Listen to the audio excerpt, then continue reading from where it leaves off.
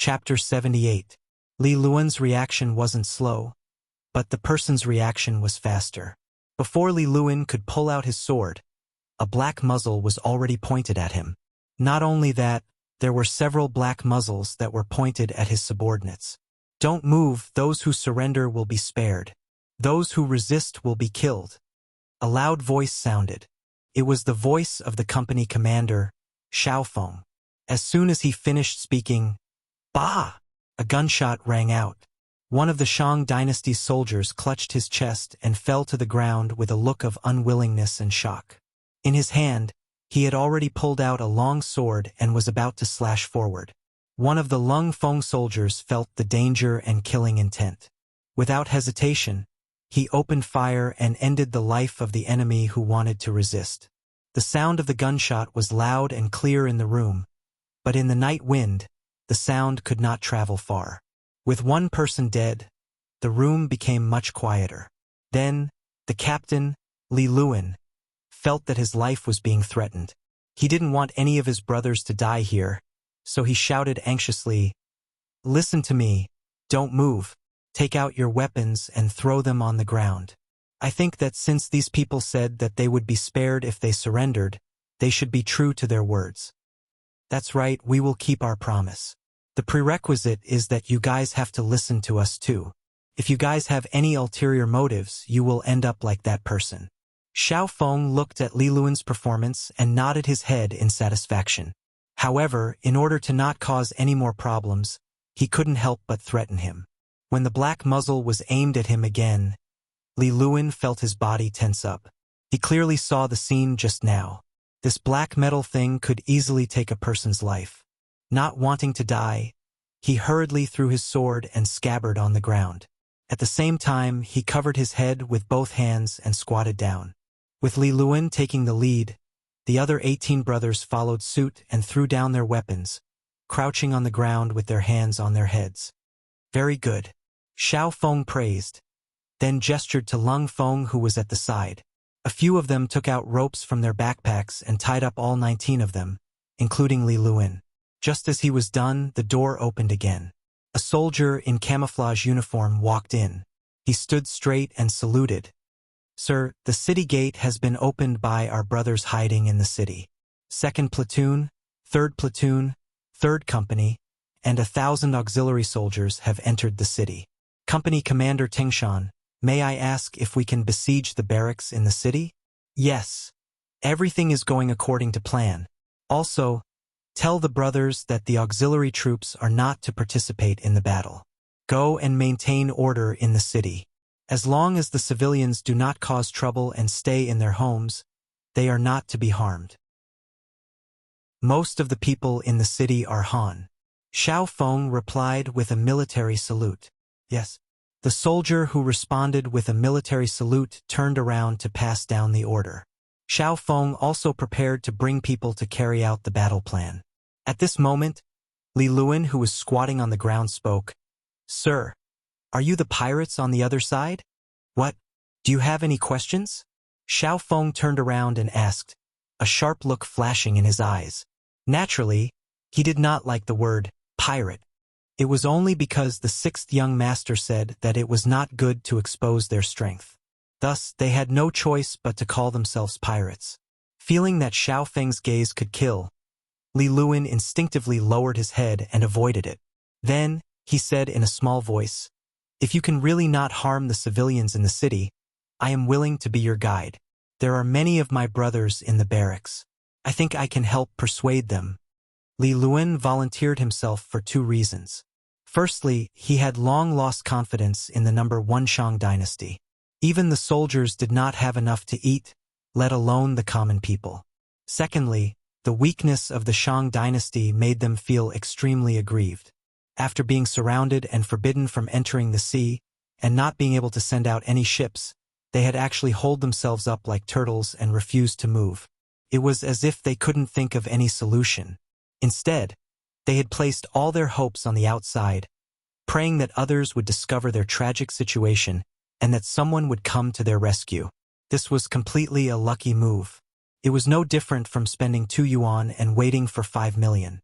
The possibility of them being rescued was close to zero. Thirdly, he had just witnessed Lung Feng's prowess. With one shot, one of his subordinates was killed. This should be the gun that Deming was talking about. However, from the looks of it, it seemed to be even more powerful than the gun in the legends. Faced with such a powerful weapon, what could the Shang dynasty use to fight them? Fourthly, although he did not have much contact with them, he had heard some things about these pirates since he was guarding Qishan, which was the closest place to Qiqian City. They were completely different from other pirates. They did not bully civilians. When they robbed, they only robbed boats and people. However, they did not kill civilians or merchants. With all these knowledge and after seeing Lung Feng's mental state, Li Luan had the idea of helping them. Not only could he redeem himself, he might even be able to save more of his brothers in the barracks. Li Luan's volunteering naturally made Xiao Feng overjoyed. Alright, if you do this well, not only can you save more people from the flames of war, you can also save more lives. You can also be considered to have performed a meritorious deed. How about this, untie him and bring him along with us? Li Luan regained his freedom. However, there were two Lung Feng beside him so that they could restrain him immediately if he made any strange movements. With Li Luan leading the way, the cold vanguard moved even faster. With the cover provided by the strong wind at night, when the first company and the third company, a total of 200 cold vanguards, arrived at the entrance of Qishan military camp, the soldiers there were still not alerted at all. Rocket launcher team, get ready. Everyone load your guns. If there's any resistance, kill. As soon as they arrived in front of the barracks, Xiao Feng and third company's Chong Tung Shan looked at each other and gave out the order for the battle. In an instant, the 200 people completed their actions silently. Even in the dark, all the Lung Feng's actions of checking their guns were still swift and perfect. All of this made Li Luan's jaw drop. He had been in the army since he was a teenager. He had seen many armies, including some elite ones, but this was the first time he had seen one as outstanding as the one before him. Were these people the celestial soldiers and celestial generals that were mentioned in the books? Why were their actions so uniform? Why didn't the 200 people make any extra noise? At this moment, Li Luan had a feeling that Qishan would definitely be taken down if they were to fight head-on. At the same time, he did not know why he felt his blood boiling. At this moment, he suddenly had the urge to join this army. Ready. The squad leaders reported softly. As the commander of this battle, Xiao Feng said to Li Luan beside him after seeing that the Lung Feng were ready, "It's up to you now. I can guarantee you that, as long as you lay down your weapons and surrender, you can live. On the other hand, no matter what the reason is, if you dare to pick up your weapons and resist, you must die." Understood. Li Luan could tell that this army's combat power was extraordinary. He did not dare to bargain and immediately agreed. Then, an iron loudspeaker appeared in front of him. It was a round loudspeaker. Even without electricity, the loudspeaker could spread the sound better. Holding the loudspeaker, Li Luan's loud voice suddenly rang in the night.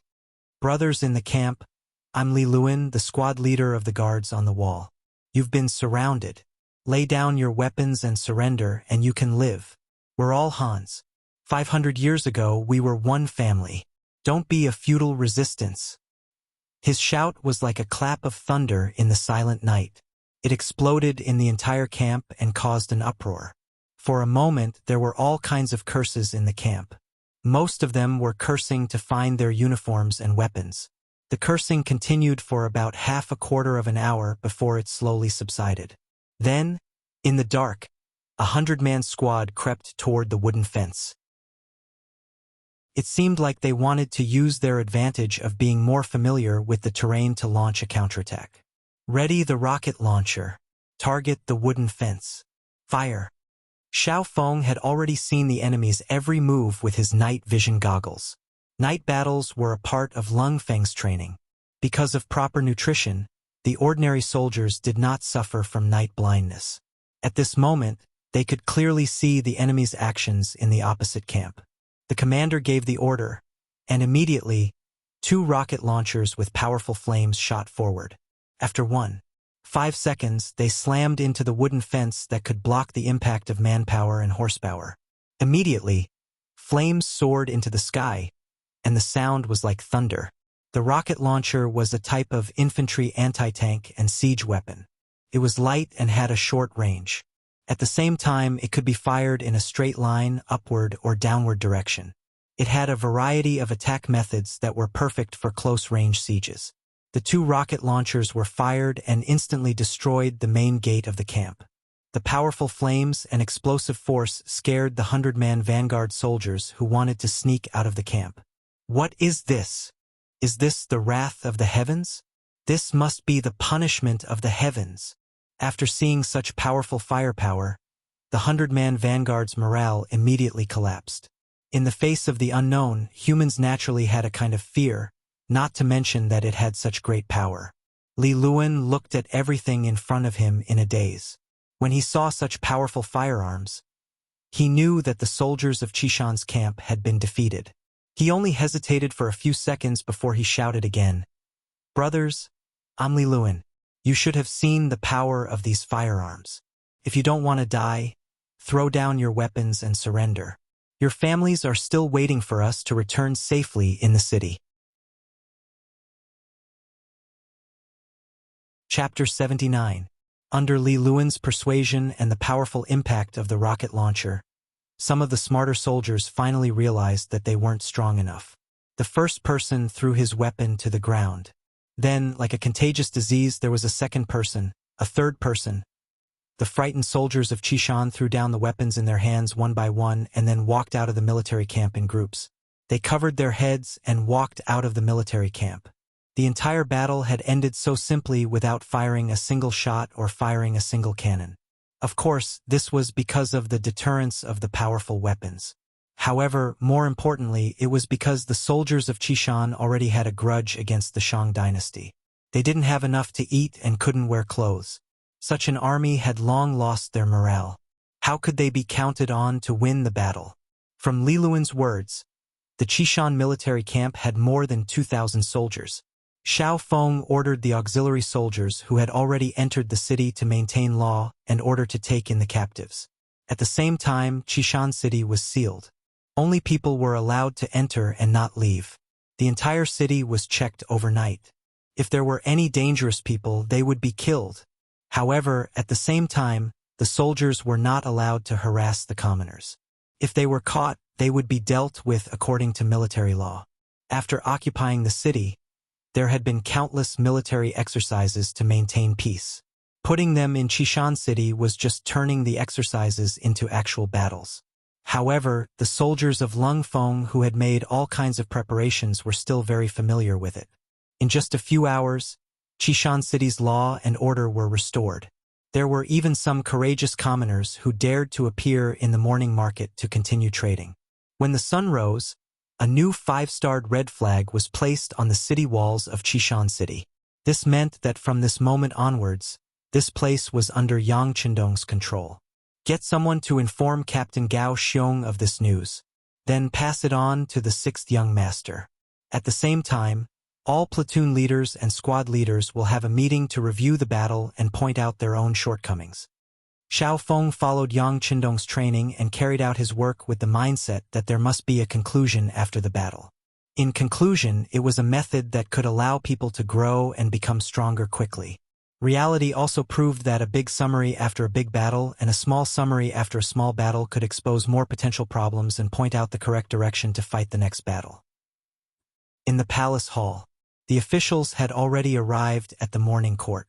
Because the emperor had not arrived yet, the officials gathered in 2s and 3s to chat. "Lord Li, did you receive Yang Shima's gift yesterday?" A voice that was not too abrupt came from the crowd. In fact, he was already used to such conversations before every morning court session. "Lord Zhang, what kind of gift is that? Isn't it just toilet paper?" Lord Li shook his head lightly, as if Lord Zhang was making a fuss over nothing. "Hey, there are many ways to use that. If I'm not wrong, you definitely haven't used that thing," Lord Zhang said with a mysterious expression. "Am I useless? Did you use it?" Lord Li's curiosity was piqued by Lord Zhang's words. "Of course, it's all thanks to my wife. When it was delivered, her stomach was not feeling well, so she took it and used it. When she came back, she told you about the wonderful effects of this thing. It was really comfortable and very soft. I didn't believe it, so I used it once. Haha, I decided that after that, I'll always use this toilet paper. Not only that, when I'm done with court, I'll send someone to the Yang clan manor to find a Yangxian horse and get some more, Lord Zhang said, as if he had benefited from this experience. It wasn't just Lord Zhang in court. Lord Wang, Lord Sun, Lord Zhou, Lord Wu, and the other officials had all used this benefit and knew of its benefits. The officials who didn't think much of it before were all intrigued by the words of these people. They all decided to go back to their mansions to see what the toilet paper was. They wanted to see if it was better than the wood and bamboo pieces that they usually used. Because of Yang Chendong, the toilet bowl had been introduced first, and the majority of officials in the capital had already started using it. Now, toilet paper had become a complementary product. Although it seemed unremarkable, it was truly the beginning of a new civilization. Not to mention what was said in the morning court. After the court was dismissed, most of the important officials hurried back to their residences. Not long after, the stewards of the various residences boarded their carriages and left the city, heading straight for the Yang clan manor 15 li south of the city.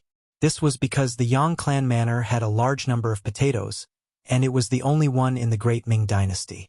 For its safety, the Eastern faction guards and embroidered uniform guards took turns to guard the manor to prevent anyone from causing trouble. When the stewards of the various residences arrived, they were all blocked outside. Left with no choice, they could only pass the visiting cards from their family to Steward Yang Nang and explain their intentions. Regarding this, the new Steward Yang Nang had already received instructions from the sixth young master. He cupped his fists and said to the stewards who came forward to ask for toilet paper, "I'm sorry, everyone. My sixth young master said that the toilet paper was shipped from the sea, and the production is limited. Previously, I took out the toilet paper because I thought that it would be better to share it with everyone.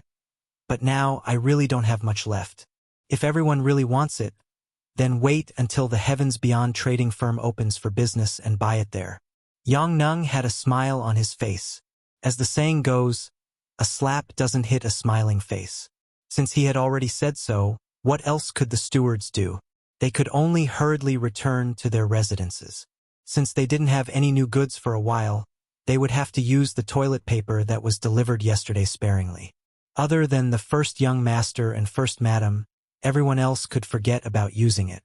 Of course, there were also some officials who thought that Yang Chendong was too stingy.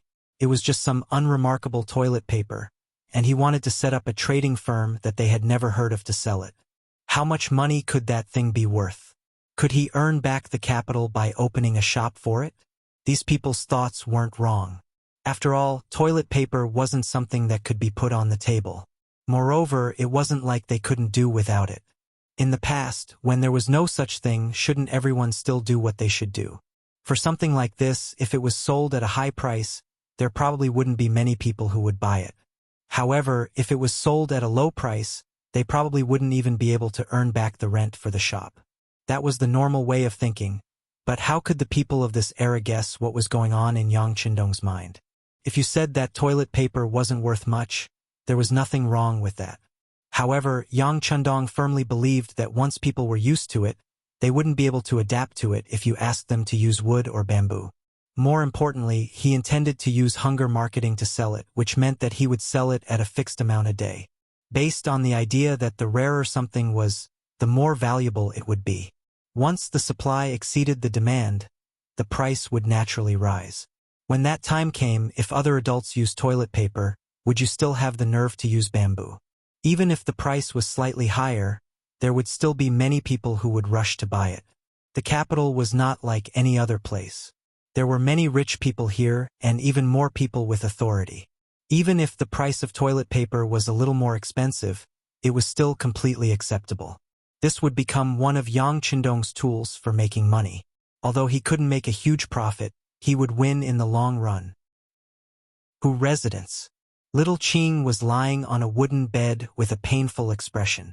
The 2 hits on her buttocks made her feel as if she was about to die. Little Qing, how do you feel? Does it hurt? With a face full of tears, Hu Yen at this moment made people truly understand what it meant to say that women were made of water. Ever since they returned to the courtyard last night and little Qing was beaten twice, she had been crying non-stop. Even after a night had passed, her tears still flowed out uncontrollably. She really didn't know where her tears came from. "Miss, don't cry. Your eyes are swollen. So ugly." Resisting the pain on her butt, little Qing, who felt sorry for Hu Yen, squeezed out a smile and said, "The miss was the master, and the maid was the servant." In this hierarchical feudal society, little Qing still dared to make fun of her miss like this. It could be seen that the relationship between the two was really good to a certain extent. "I don't care. I don't care if it's ugly. I just want to cry. I want to cry for my father to see how hard he hit me." Hu Yen shook her head vigorously, looking very wronged. "But miss, the Lord has already hit me. It's useless even if you cry. It's better to find some medicine for little Qing to apply to the wound." Little Qing shook her head helplessly. Her miss was really cute at this time, but her butt was really painful. "Ah, do I need to apply medicine? Little Qing, is it very painful?" "Don't worry, I'll go out and find medicine."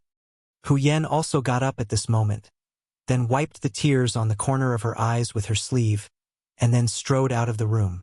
Outside the Mrs. Courtyard, Hu Zhongning gave Hu Yen a confinement order, and Lieutenant Gao Shang was guarding here. When she came out, she just saw Gao Shang dressed in a brocade guard uniform, and Hu Yen was angry. She thought that it was this person who complained and caused her, little Qing, and Lieutenant Sun Chuang to suffer. Mississippi, as soon as he saw Hu Yen come out, Gao Shang straightened his chest and greeted her. Although he knew that what he did was arranged by the Lord, it was a fact that he had offended the miss. As soon as Hu Yen walked to the front of the courtyard, she deliberately pretended to be very angry and looked at Gao Shang. But perhaps this gaze was too weak. Gao Shang's expression did not change, and he still looked neither servile nor overbearing. Do you have injury medicine?" Hu Yen, who wanted to be angry and ignore Gao Shang, soon couldn't bear it. Thinking of little Qing who was in pain in the room, she had to lower her head. "Yes." Hearing that she was not going to question him, but wanted injury medicine, Gao Shang immediately took out a porcelain bottle from his arms and handed it over. "Use the amount of medicine to cover the wound 3 times a day." Chapter 80. Reaching out to take the porcelain bottle, Hu Yen angrily turned around and left without even saying a word of thanks. Gao Shang seemed to be used to being treated like this. He just smiled and stood there again. At this time, a cough suddenly sounded behind him. He turned around vigilantly. After seeing the person, he hurriedly bowed respectfully and said, "Sir." Why did Miss look for you just now?" The person who came was Hu Zhongning. At this time, he had a constipated expression. After the morning court, he was called by his mother, Hu Yushi, to find a way to get some toilet paper. At this moment, Hu Zhongning was stumped. It turned out that after the Yang family sent the toilet paper yesterday, Hu Wangshi, who was in charge of the backyard, was going to put it in the family's warehouse. However, Hu Yen, who was rushing over, took it away. Then she used it and the effect was really good. She gave the rest of the things to her mother and grandmother, Hu Yushi. With the recommendation of her granddaughter, Hu Yushi had people verify the magical effect of this thing. Then, she sent the rest of the toilet paper to her relatives in the city. This was also the old lady's style of doing things. Perhaps because of her humble background, Hu Yushi had always valued her relatives very much. Once there was something good, she would immediately send it over. The toilet paper was the same. Except for a small packet, the rest were sent away. Hu Yen came back from the morning court and asked the old lady about the toilet paper.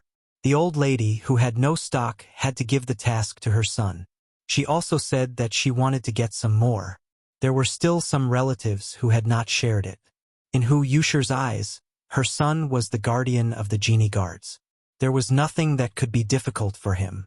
After Hu Zhongning received the task, he was not in a hurry. He sent the housekeeper of the house to the Yang family village 15 miles south of the city to ask for it. Unexpectedly, he returned empty-handed. According to the housekeeper, not only the Hu family, but many ministers in the court also sent their housekeepers, but they did not bring back a packet of toilet paper. Hu Zhongning, who had already promised his mother, was a little anxious. Thinking that the toilet paper was given to the old lady by his daughter, she should have some stock in her hands. He had to bite the bullet and come to the door. If it was in the past, Hu Zhongning guaranteed that his daughter would agree to such a thing. The relationship between father and daughter had always been very good. But this time, he had no confidence in his heart. He had just punished the other party yesterday, so he wasn't very confident in speaking up now. Even though he wasn't sure, Hu Zhongning, who had always been extremely filial, still decided to give it a try. He couldn't let his mother down.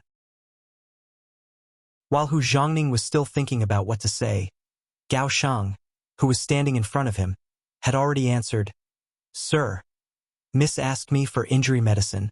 Injury medicine? Was little Qing seriously injured? It's just 2 military rods. Hu Zhongning said nonchalantly. When Gao Shang heard this, he couldn't help but think in his heart. 2 strikes from the military rod might not be much to a soldier, but for Shao Qing, who had tender skin and was greatly cared for by the young miss, that was already a very heavy punishment. He thought this in his heart, but he could not say it out loud. He could only say with a serious expression, "This is the first time that Maid Shao Qing has been beaten by the military. In addition, these 2 beatings were not exaggerated at all. It is inevitable that she will be injured." "What? Was there no water at all?" "I say, you are also right. She is a maid, not a thick-skinned soldier like you. How can she be treated equally?" Hu Zhongning pretended to be very angry and reprimanded Gao Shang. Then he said casually, "Okay, I will go in and take a look." He strode into the young miss courtyard. Looking at Hu Zhongning's departing figure, Gao Shang was stunned in place. How could he not be treated equally? If these 2 beatings were exaggerated and didn't hurt or itch, he was afraid that when he returned, he would be accused of favoritism. This job was really not easy to do. Hu Zhongning strode into Hu Yan's courtyard. Before he even entered, he called out loudly, "Is Yener here? Father is coming in." As soon as he shouted, Hu Yan, whose face was still filled with anger, had already walked out of the main door. "Of course your daughter is here. Where can a grounded person go?" "Ha ha."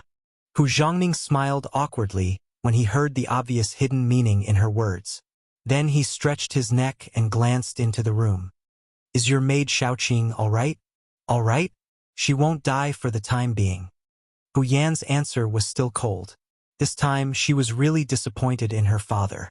It was true that she had done something wrong, and she deserved to be grounded. However, he shouldn't have hit little Qing so hard. There was a lot of blood on her butt. She cried for the whole night and was still in a trance at this time. As soon as he heard the words "won't die," Hu Zhongning knew that his daughter was still angry with him. But as a father, how could he simply apologize? Thinking that if he continued, there might be more sarcastic remarks waiting for him, he simply did not ask anymore. Instead, he asked straightforwardly, "Yan, Father wants to ask you, do you still have the toilet paper that the Yang family sent yesterday?" If it were any other time, Hu Yan would definitely ask why, but now she was angry and turned around to leave without thinking. After a while, when she came back, she put a small packet of untouched toilet paper into Hu Zhongning's hand. "Don't tell me there's only this much?" Looking at the packet in his hand, Hu Zhongning felt that things were going to be bad. Daughter kept a total of 2 small packets and gave the rest to mother and grandmother. "What? Father, are you going to take that half packet too?" Hu Yan was really angry at this time. She thought that this was simply her father taking revenge on her. Because she made him angry, now he didn't even let her use the toilet paper and wanted to give it all away. Hu Zhongning heard the resentment in his daughter's voice and knew that if he didn't explain, it was likely to become a knot between the father and daughter. So he explained the matter again. "It's not that father wants it, but Yen knows your grandmother. Whenever she has something good, she must give it to her relatives. See, when the toilet paper came, she gave it all away, but it was still not enough, so she called father and asked me to think of a way. But the housekeeper of the house went to Yangjia village. The housekeeper of the sixth young master said that the things were shipped from the sea and were not products of our great Ming dynasty. Now he doesn't have any stock in his hands. If he wants it, he can wait until the Heavens Beyond Trading Company opens and buy it there. But your grandmother is an impatient person. How can she wait for so long? After saying this, Hu Zhongning spread his hands, indicating that he was helpless. Originally, Hu Yen was prepared to ignore her father, but when the matter involved Yang Qindong, she forgot the decision in her heart. The sixth young master doesn't have it? If not, why did he give it to every family yesterday? This doesn't make sense. Yes, if you say that the sixth young master doesn't have it at all, no one will believe it. But thinking about it, there shouldn't be much left, so it should be true. Otherwise, he wouldn't have embarrassed so many officials. But since he did this, the idea of getting the toilet paper from there is very small. Hu Zhongning said as he shook his head. After hearing her father's analysis, Hu Yen didn't have the same opinion. Instead, she said seriously, since the sixth young master has it, as long as the people sent out are suitable, they can definitely get some. Why don't I go? She had always wanted to see what Yang Qindong looked like, but she didn't have the chance. Wasn't now the right time? She was going to get toilet paper for her grandmother, which was a show of filial piety. Even if others knew, they couldn't blame her. Originally, Hu Zhongning was still worried about this matter. His identity as a butler was not easy to use. Did he have to go personally? If he wanted to come, it would be fine, but if he didn't, wouldn't he lose face? Hu Zhongning really didn't have a better way to deal with Yang Qindong. He had just made a great contribution, and the potatoes hadn't ripened yet. Who could force him to do things? Using martial arts to subdue people, how powerful was that young heir beside him? He was definitely not a match for him. If he couldn't do it, Hu Zhongning had no other way. But now that he heard that his daughter was going personally, his eyes lit up. Yes, his daughter was a child. It would be best if she came, but even if she didn't, it wouldn't be a big deal. But the only thing was that his daughter wasn't married yet. If word got out that she was so ostentatious, it would be bad for her reputation. Hu Zhongning didn't reject her immediately. Instead, he looked like he was deep in thought, which made Hu Yen see hope. Father, just let me go. I promise that after I go, as long as there is a little bit of toilet paper left in Yangjia village, I will get it for you. Oh right, I won't go alone. I'll ask Sister Yang Qi to go with me as a companion. I think outsiders won't be able to say anything. Sister Yang Qi, are you talking about Yang Duo heir who married Wang Go? Hu Zhongning immediately mentioned the situation of the Yang family's seventh sister. In the past, Hu Zhongning wouldn't have known about a daughter of the Yang family. But ever since Yang Qindong appeared, Yang Duo heir had become a celebrity and a woman that everyone knew. Yes, it's her, Hu Yen said proudly. Yang Duo heir hasn't been to the Yang village yet? This time, it's only right for me to accompany her back. When the sixth young master sees his seventh sister and is happy, won't he give me whatever I want? Hu Yen said proudly, but in her heart, she was thinking that since it was her first time meeting Yang Qindong, she should at least bring some greeting gifts. So, she set her sights on Yang Duo heir. Hu Zhongning thought about the feasibility of this matter. Indeed, with such a reason, Yang Qindong would have a good impression of her and the chances of her getting toilet paper would increase a lot. But then his gaze fell on his daughter again, looking at her with a faint smile. Chapter 81. Hu Zhongning's gaze frightened Hu Yen. It was as if he had guessed what she was thinking. She blushed and didn't know what to say. Fortunately, Hu Zhongning spoke. All right, since that's the case, I'll send Gao Sheng to go with you. With him, Wang Go won't dare to not let them go.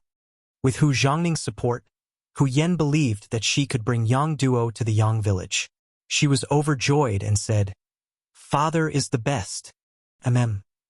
Father has always been the best person. But remember, you must bring back toilet paper this time. Don't be so happy that you forget about the important matter. Hu Zhongning decided to remind his daughter. If she really went to see the sixth young master and forgot about other things, then the gains would not make up for the losses. Yes, father, you can rest assured. Hu Yen patted her towering chest and promised. Then, she had a grin on her face. Hu Yen went to prepare and said goodbye to little Qing. It was a pity that she couldn't bring her to see the sixth young master for the first time. This made little Qing even sadder on the bed. In her heart, she even thought that the young miss was different. Hu Zhongning called Gao Sheng over and told him to cooperate with the young Mississippi. Then he thought to himself, a grown girl can't be kept at home. Yang Village. In the courtyard, 50 boys and girls were undergoing intensive training. According to Yang Qindong's requirements, they were all between 14 and 18 years old, and all of them had good figures. The girls were graceful and the boys were tall and straight. After praising Qiao Yin, he asked each shower to make a delicious meal for the 100 boys and girls, letting them fully experience the feeling of warmth. Then he took out the clothes that he had already prepared. When everyone changed into the new clothes, it was as if they had become different people. They were full of spirit and beauty. Not bad, you all have good external conditions, but this is not enough. But that's not enough. If you can't pass the next training, you'll still be eliminated. Do you understand? Yang Chendong stood in front of 100 people like a general who was called out on the battlefield. His voice was like a flood. Understood. The young boys and girls replied nervously. Here they had new clothes to wear, and they could eat meat for every meal. Moreover, the dishes were very delicious. Every month, they would receive 2 taels of silver. This new life filled them with hope. After experiencing this wonderful feeling, they would not be willing to leave even if they were asked to. How could they not perform well? Yang Qindong's voice echoed throughout the backyard. Stand up straight, look straight ahead, and bend the corners of your mouth to a 45-degree angle. Keep smiling. Remember, the customer is God. You have to try your best to satisfy their needs. Their satisfaction is my satisfaction. Do you understand? Understood. The 100 people replied in unison. Young master. Tiger's mane suddenly appeared and half knelt in front of Yang Qindong. 7th young mistress is here. 7th sister? Yang Qindong's face showed a gentle expression. It was completely different from when he was lecturing the 100 people. 7th sister is not an outsider. Invite her here. She might be in a better mood if she sees the children. Yes, young master. Miss Yang has been waiting outside the manor for 4 hours. What do you think? Tiger's mane did not leave immediately. Instead, he lowered his head and continued to report. Tell her that I have something to do today. I'll see her another day. Yang Qindong waved his hand. Since Miss Yang was late to find out, she had to pay the price. After understanding Yang Qindong's intention, Tiger's mane stood up and left. Outside the manor, Yang Duo sat in the carriage with a gloomy face. She had a snow-white oval face and a pair of black eyes under her slender eyebrows. However, there was no light in her eyes. Instead, there was a hint of sadness. Once upon a time, Yang Duo was the apple of the Yang family's eye. Because she was the youngest daughter, she was doted on by her parents. When Yang Rong was studying in the study, he was willing to hold this youngest daughter in his arms. That was also the best time of Yang Duo's life. She never had anything to worry about. She could eat delicious food and wear the most beautiful clothes every day. However, everything changed with her father's death. After Yang Rong's death, Yang Duo only felt that the mountain she relied on collapsed. The world in her eyes also lost its former glory. It was as if the entire family changed at that moment. Her brothers and sisters were busy with their own things. Even her only mother had no time to care about other things because of her poor health. It was as if she was forced to grow up overnight. Yang Duo was no longer the little girl who was willing to joke. She became silent, until she grew up and married Wang Go. Although this marriage did not seem to be blessed by the Yang family, in Yang Duo's eyes, Wang Go was a man who relied on his own struggles to grow up. He should be better than her brothers and sisters who relied on their birth. He should know how to work hard and know how to cherish everything that was hard to come by. When they first got married, the days were barely passable. The relationship between husband and wife was harmonious, but as the influence of the Yang family weakened, Her status in the Wang family also declined day by day. In addition, the things she knew were too few, so in the end, she was reduced to the point where the maids in the residence dared to give her a hard time and bully her. At this moment, Yang Duo missed her father's wide embrace. However, she knew that everything was gone and could not be returned. In the most bitter days, Yang Duo even thought of dying. However, when she thought of how she would explain to her parents in the afterlife if she died like this, she could only force herself to live on. She hoped that one day, Wang Go would change his mind or someone in the Yang family could revive their glory. This was the sorrow of a woman in a feudal society. Everything had to rely on others. It was extremely difficult to rely on oneself to change anything. Fortunately, a life that should have been hopeless had a comprehensive change because of Yang Dong's unexpected arrival.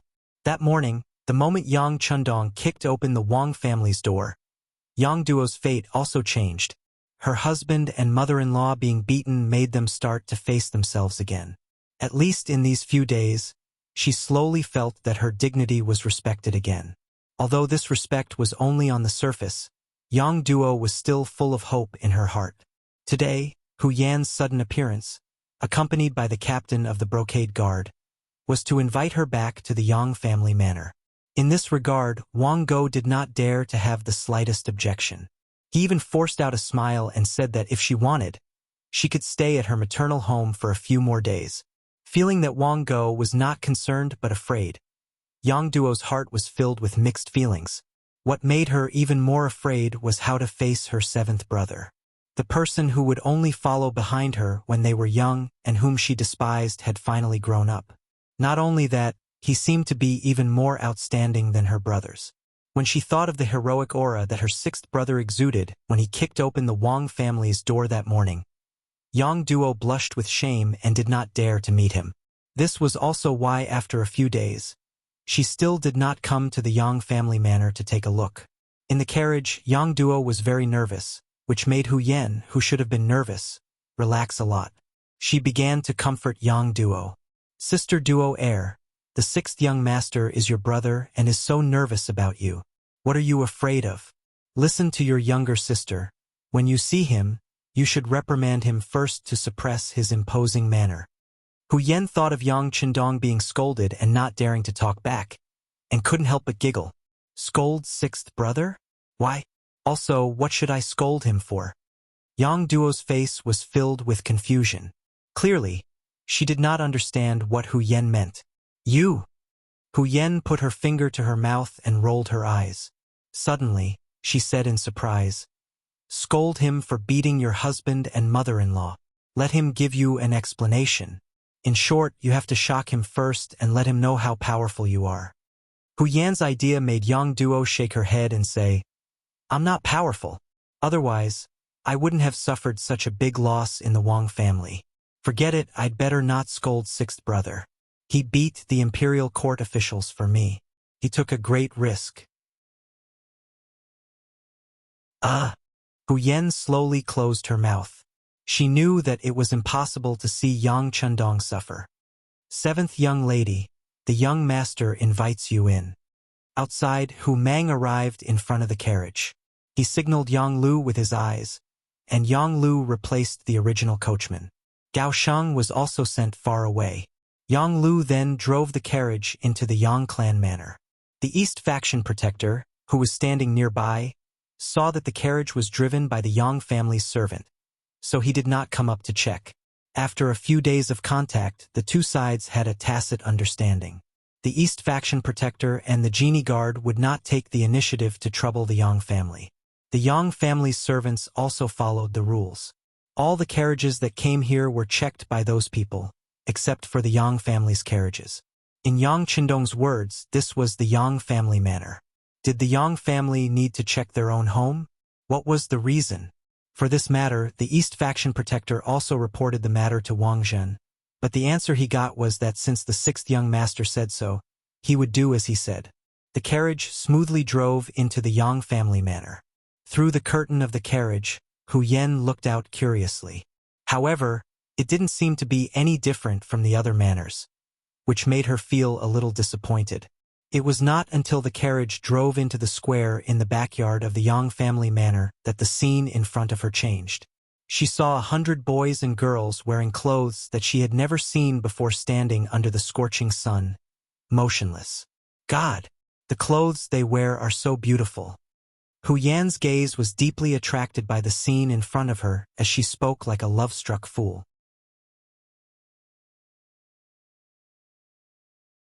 Chapter 82. Yang Duo, on the other hand, was extremely nervous.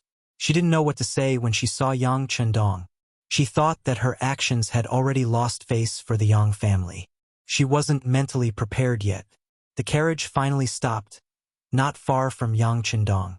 From here, one could clearly see Yang Chendong, dressed in green, sitting under a parasol, leisurely drinking tea. From time to time, he would look at the scene. Whenever he found someone slacking while standing, he would shout from afar. Every time this happened, the person who was shouted would straighten their body, as if their entire appearance had changed in an instant. Stop! Yang Chendong's attention was drawn to the carriage when Yang Lu shouted for it to stop. Then he came over with a smile on his face. As he walked, he said, "Seventh sister, I missed you so much." As he spoke, Yang Chendong had already arrived in front of the carriage. Then, he reached out his hand and lifted the curtain of the carriage. Then, he smiled and reached out his hand to touch the person in the carriage. This was originally Yang Chendong's way of welcoming seventh sister. He hoped that a joke would make her relax. How could the meticulous sixth young master not know that seventh sister must have had a hard time in the Wang family all these years? She had probably developed a habit of being cautious. Welcoming her in such a joking way was to make her relax. But he never thought that his hand would reach out and grab the person. But why did this person look so unfamiliar? Her skin was whiter than snow, and her eyes were like a pool of clear water. When she looked around, she had an elegant and noble temperament. Her eyes were very big, and her eyelashes were very long. At this moment, she was blinking and looking at him. That cute and chubby little face was as red as an apple. In fact, Hu Yan really did not expect this to happen. At this time, she was also frightened by the scene in front of her. When a pair of big hands were stuck under her armpits, her beautiful face had already turned pale at this moment. Shua! Yang Chendong's reaction was not slow. When he felt that he had grabbed the wrong person, he quickly retracted his hand and immediately bowed his head to apologize. "I'm sorry, Mississippi. I thought it was my seventh sister. I'm here." A timid voice sounded. Yang Duo popped her head out from behind Hu Yan, who was still in a panic. "Sixth brother, this is Miss Hu Yan, Lord Hu Zhongning's daughter." As if she felt the awkward atmosphere, Yang Duo hurriedly introduced Hu Yan's identity. Hearing seventh sister say that this girl was Hu Yan, Yang Chendong could not help sizing her up a few more times. She was indeed a great beauty. In terms of looks, she was similar to Zhao Liang, but her body was more voluptuous. "So it's Miss Hu. My apologies." Yang Chendong's reaction was fast. After knowing Hu Yan's identity, he immediately changed into a polite appearance, making people unable to get angry even if they wanted to. Yang Chendong took the initiative to apologize, which made Hu Yan a little embarrassed. She really didn't mean it. In addition, she had been educated since she was young. No matter what, she was still a daughter of a noble family. Of course, it was not good for her to blame the other party for such a thing. Hu Yan's face was red like the sunset. She softly said, "Hello, sixth young master." "Hello, hello." Yang Chendong quickly returned to normal. After answering with a smile, he reached out and helped Yang Duo, who had already squeezed forward, get off the carriage. As for Hu Yan, Yang Chendong did not want to offend her. He reached out and took the stool handed over by Yang Lu, allowing her to smoothly walk down by herself. Yang Duo did not pay attention to Hu Yan's change. She had been chirping like a lark in the car just now, but now she was as quiet as a thrush and didn't say a word. Most of her attention was on her sixth brother, Yang Chendong. With Yang Chendong holding her hand, she heard her sixth brother's voice. "Seventh sister, these people are the people I've trained to serve the immortal abode in the future. In other words, they are the waiters in the wine shop. Do you see the clothes those girls are wearing? I call them kipeos. They are the best clothes to show off a woman's perfect figure. The other big sisters in the family have all tried them on before. Why don't you find one and change into it, too? A beautiful set of clothes can change a person's mood at any time. Yang Qindong didn't ask Yang Duo what she meant. He reached out and called Xiao Yin over. Yin, bring my seventh sister to change into a qipao. Young master, what about that Miss Hu? Xiao Yin looked at Hu Yen, who seemed to have been left out. If Miss Hu is willing, she can also try on a qipao. There are many different types and colors prepared. Just treat it as my apology for my earlier rudeness. Yang Qindong chuckled and turned to look at Hu Yen. On the way, Hu Yen had been teaching Yang Duo to be more generous. She had even told her to teach Yang Qindong a lesson and show him who was boss. However, when she saw the real person, she immediately softened. Yang Duo acted as if she had returned home. She didn't even wait for Hu Yen to say whether she agreed or not before grabbing her. Come, let's go take a look at those kipeos. Let's see if they are really as beautiful as they seem. 3 women made a show. Xiao Yin, Yang Duo, and Hu Yen all walked towards the rear courtyard. Yang Qindong smiled as he watched the 3 leave. When they were no longer in sight, he turned around. Tiger's Mane and Yang Lu were already half kneeling on the ground. Didn't you check the carriage before? Clearly, Yang Qindong was reprimanding them for their earlier rudeness to Hu Yen. It is this subordinate's dereliction of duty. I originally thought that since it was Miss Seven's carriage, there was no need to check it. Tiger's Mane lowered his head. He knew that he had really made a mistake this time. Fortunately, it was Miss Hu Yen who came. If it was an assassin, the 6th young master would have been in danger. The Yang clan was his own family. There was no need to check. This was Yang Qindong's previous order. There was nothing wrong with them following orders. For a moment, the 6th young master couldn't punish them. He could only shake his head and say, "Forget it. This won't happen again. In the future, we still have to check the carriage. At the very least, we can't let any bad people sneak in. Also, have you prepared the people I asked you to prepare to serve Miss Seven? They are ready. They are in the rear courtyard. I'll tell them to get ready immediately." Tiger's Mane knew that this matter was over. However, he definitely couldn't be so careless next time. Good.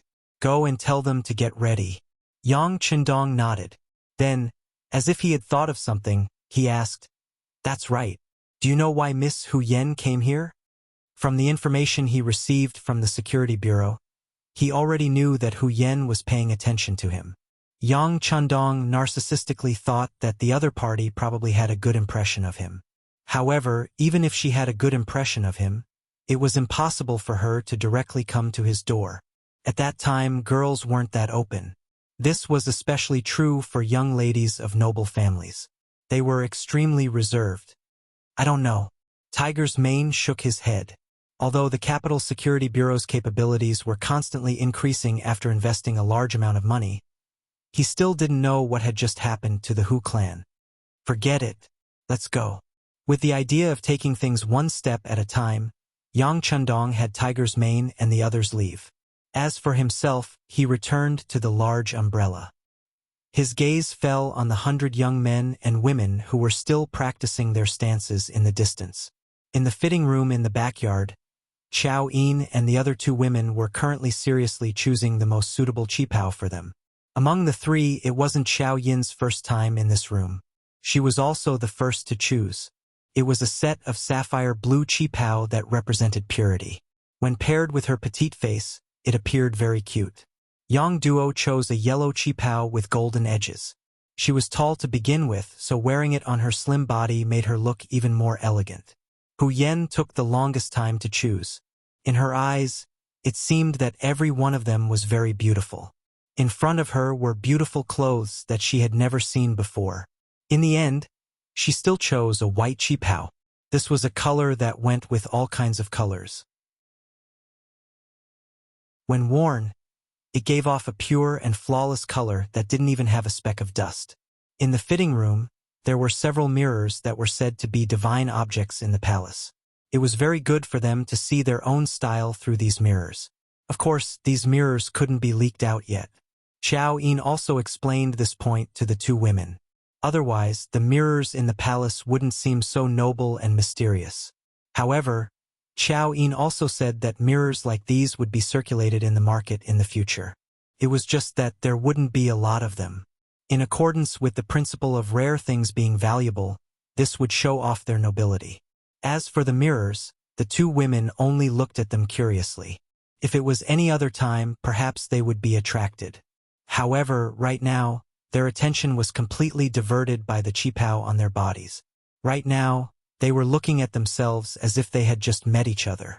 In their minds, they never thought that one day they would be so beautiful. To say something narcissistic at this moment, even they were attracted to themselves. All right. Seeing Hu Yen and Yang Duo spin in front of the mirrors who knew how many times, Xiao Yin smiled like a flower and said, "The ugly daughter-in-law will have to see her parents-in-law sooner or later. Let's let the young master take a look and let him give his opinion." The young master said that women wear beautiful clothes for others to see. As a man, his opinion will be more pertinent. Therefore, they have more authority and qualifications to judge. These words caused Hu Yen to immediately cover her mouth and chuckle. The Dong Shuai is really something. He clearly wants to take advantage of others, yet he still makes the reason sound so dignified. Oh, could it be that Miss Hu is afraid of letting the young master see your current appearance? As a woman, Xiao Yin had long felt that Hu Yen looked at the young master differently. However, she was already prepared to share the young master with others. Furthermore, with her status, she would be very happy if she could be a bed-warming maid in the future. Naturally, she didn't have the authority to be jealous of others.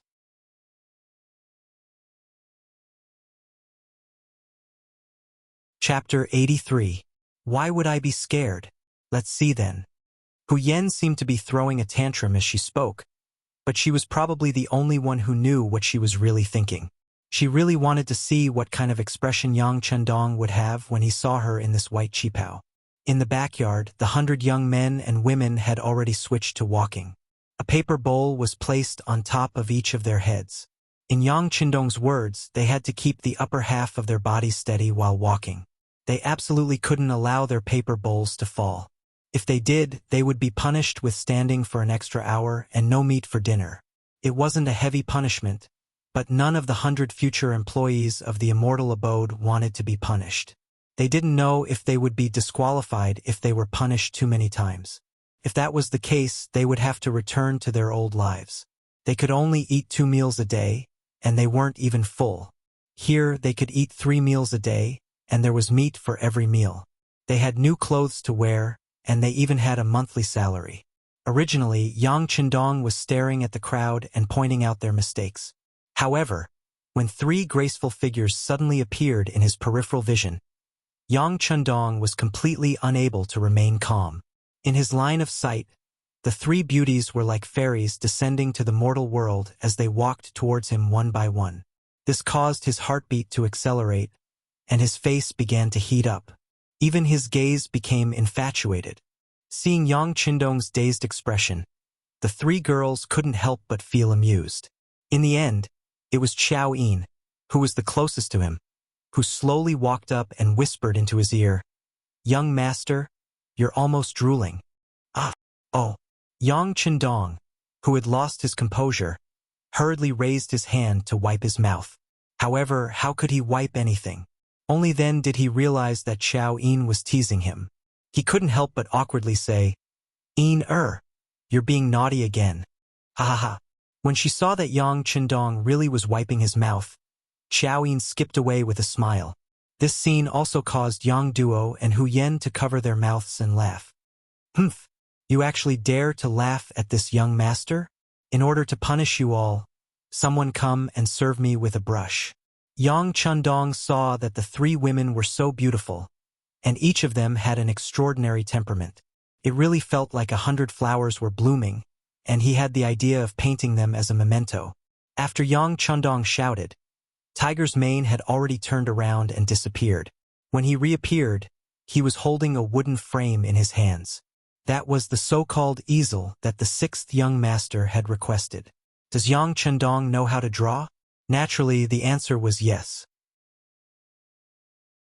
As an outstanding member of the Wolf's Fang external operations team, drawing was a skill that must be mastered. Among them, he was best at sketching. The so-called easel was prepared according to the standard of sketching. When the easel was placed there, Yang Chendong took out a hard pencil from the warehouse and had Xiao Yin stand in front of him. Then he began to draw. After a few strokes, a rough outline appeared on the paper. This was the first time Xiao Yin had seen the young master draw. Out of absolute trust, she stood there without moving. On the other hand, Yang Duo and Hu Yen, who had nothing to do for the time being, came up to join in on the fun. When the two arrived in front of the easel and looked down, their originally playful expressions immediately turned into incomparable astonishment.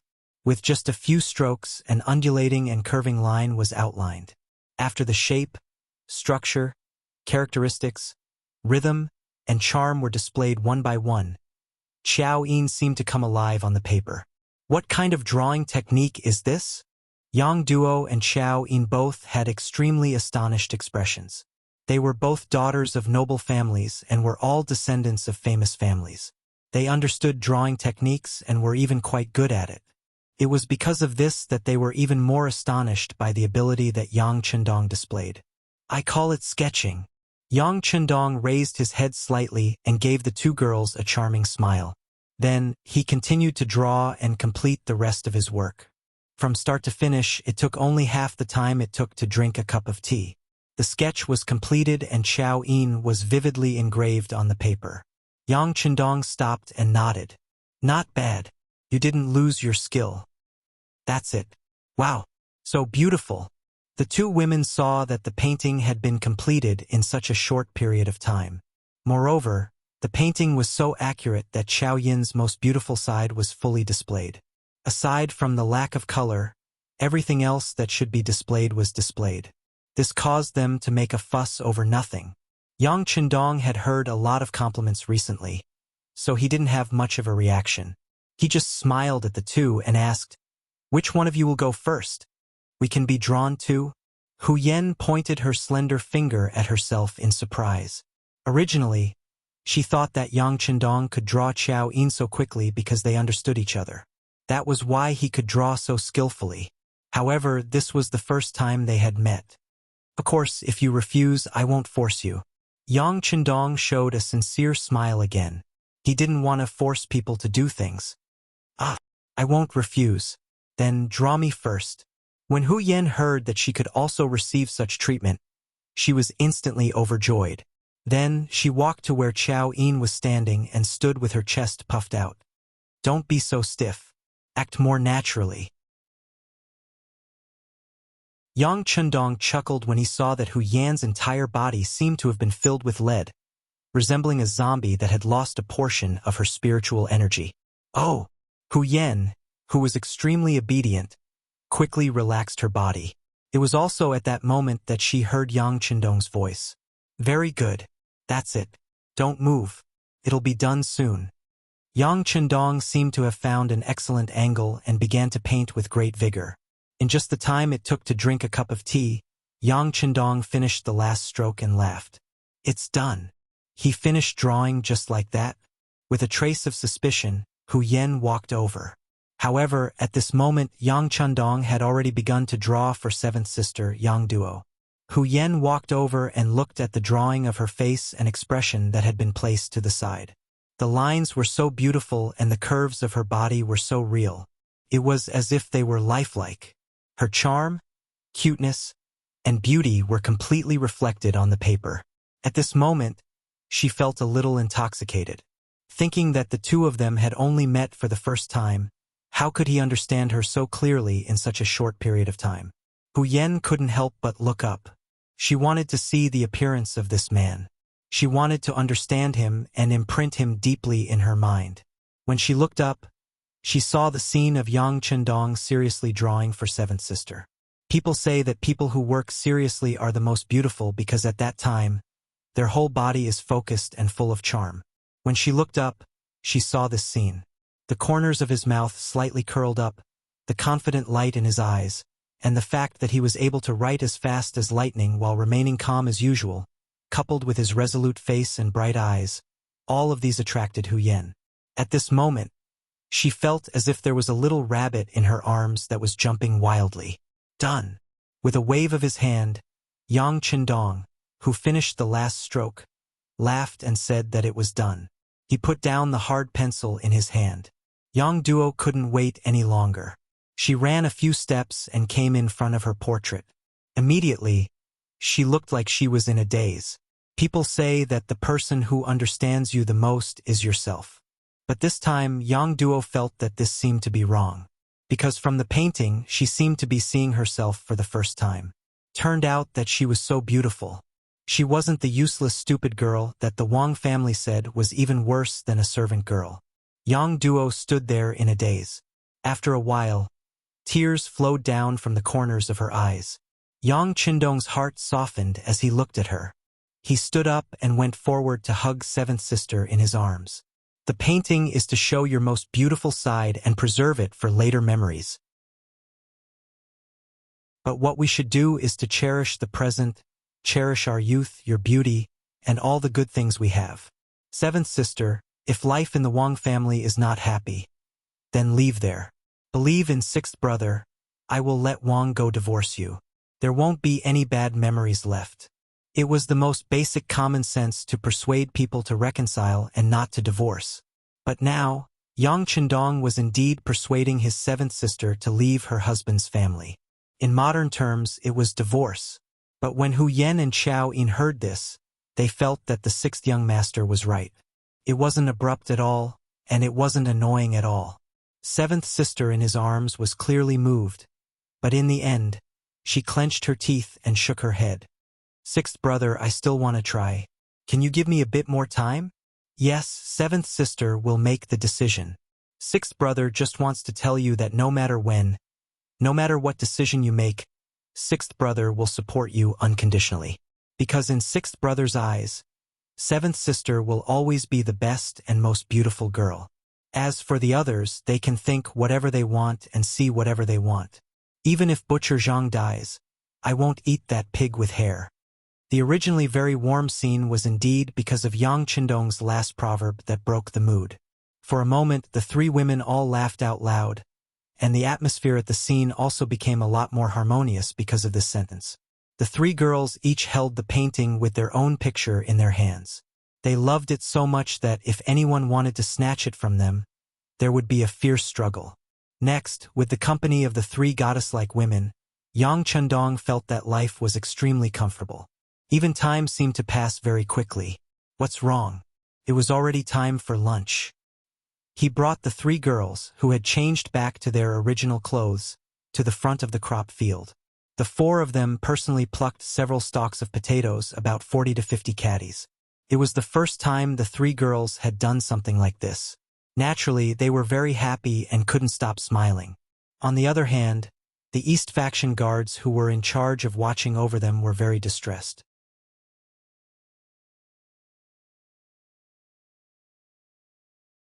Chapter 84. Their duty was to guard this place. Without orders from above, no one was allowed to casually approach this place and pick the fruits. However, the orders given by the higher-ups depended on the person involved. For example, Yang Qindong, the discoverer and cultivator, was definitely not an exception. The fields here all belonged to the Yang family, so of course he could do whatever he wanted.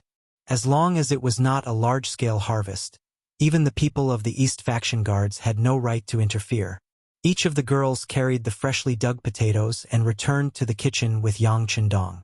Ichioer had already prepared everything they needed. Soon the aroma spread. At noon, the four of them ate until their stomachs were round and full. They were extremely satisfied. You have to learn to share. Good things can't be eaten by yourself. When you leave, each of you bring some for your family to taste. Yang Qindong smiled as he looked at Yang Duo and Hu Yen. Seeing how they looked as if their bellies were about to burst, he couldn't help but stretch out his right hand and lightly scratch the tips of their noses. This was originally Yang Qindong's habitual action. In the past, he often played like this with Xiao Yin.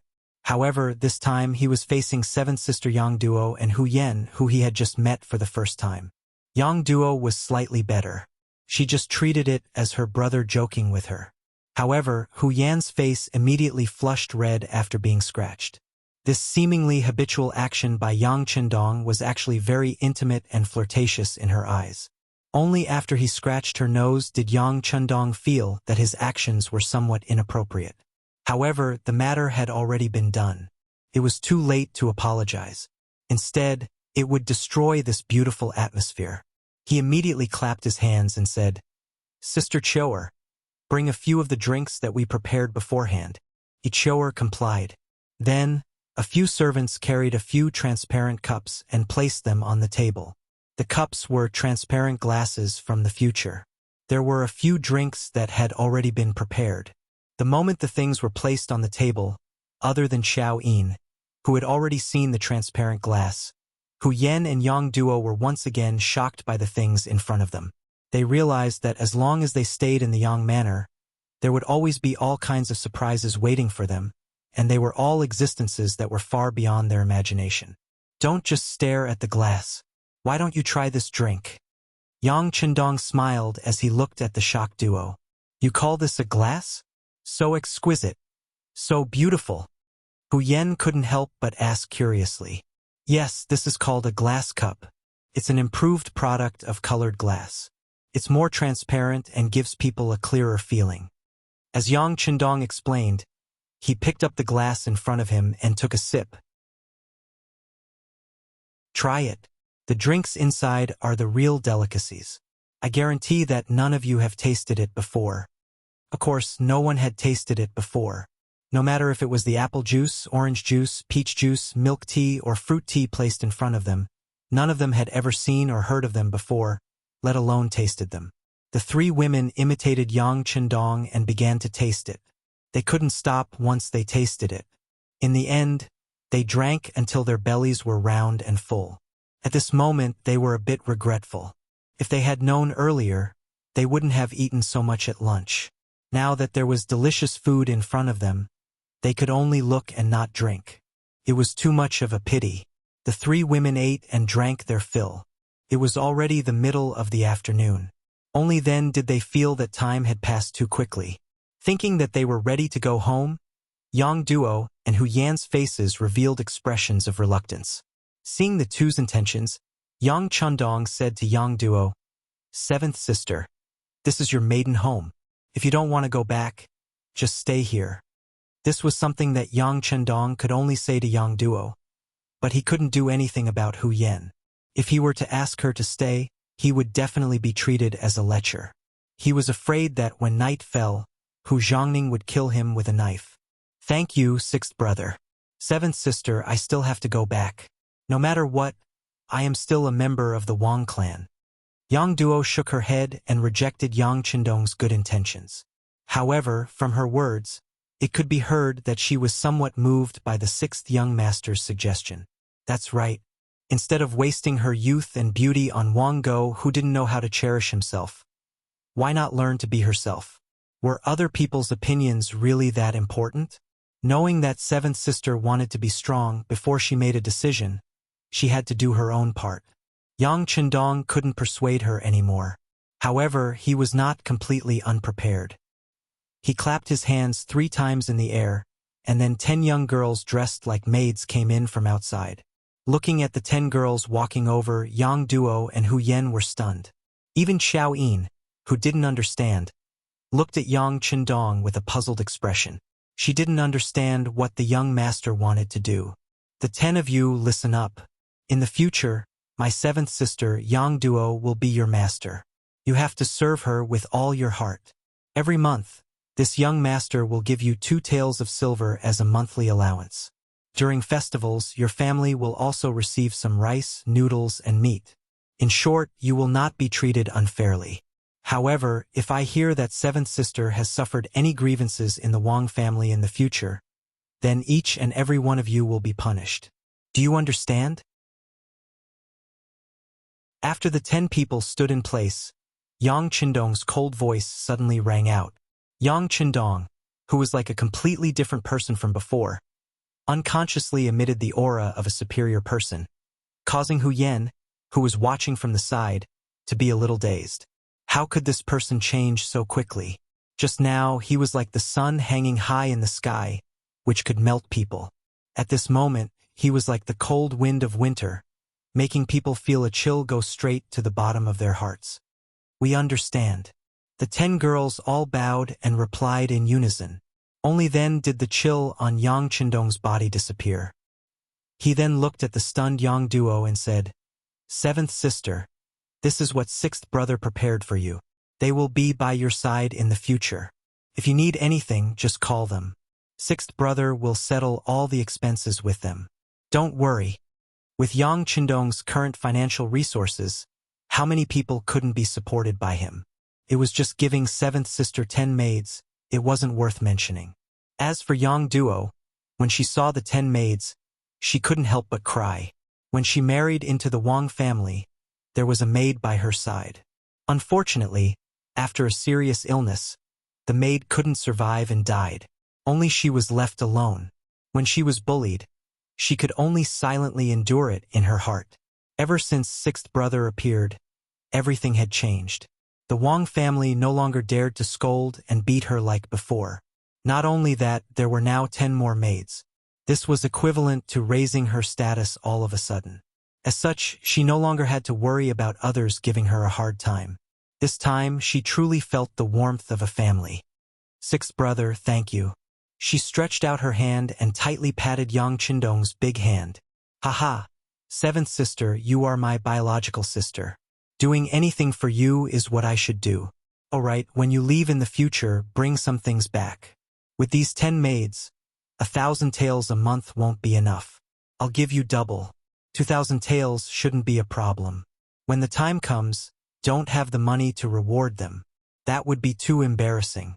Also, prepare some food and clothes. If you are in a bad mood, don't eat with the Yang family and just cook for yourself. But there is one thing you must not tell the other sisters. Otherwise, they will say that sixth brother favors one and discriminates against the other. When he said the last sentence, Yang Qindong had a bitter expression, as if he had suffered a great grievance. Yang duo, who was originally very touched, was about to cry again. However, when she heard that she couldn't tell the other older sisters, she immediately pursed her lips and smiled. At that moment, she really looked back and smiled charmingly, making the 6 palaces pale in comparison. However, after laughing, Yang duo still shook her head.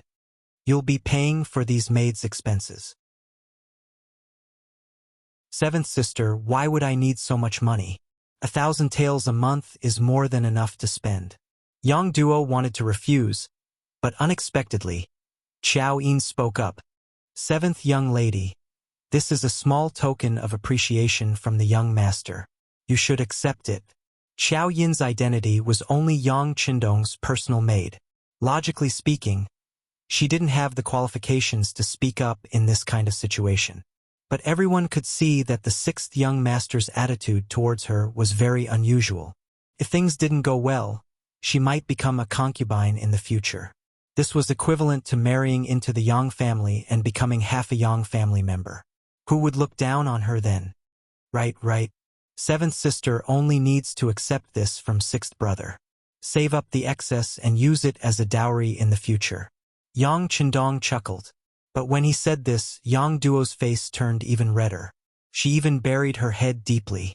After dealing with Yang duo's matter, Yang Qindong looked at Hu Yan.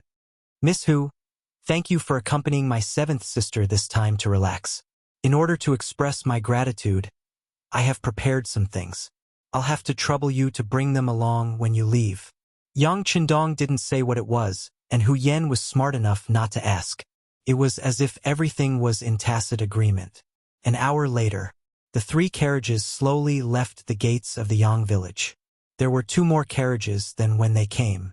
Not only that, there were 5 maids standing beside each carriage. These were all going to follow Yang duo back to the Wang family. It could be imagined that when these people arrived at the Wang family, Wang Go and that unreasonable mother, Lady Yan, would be shocked. Not to mention how Yang duo was after returning to the Wang family. After Hu Yan entered the city, she separated from Yang Duo. Behind the carriage she was in, there was another carriage following. The coachman was Yang Lu. This carriage was a gift from Yang Qindong to Hu Yen. He said it was to thank her for bringing seventh sister out to relax. But as for the real reason, only the two of them knew.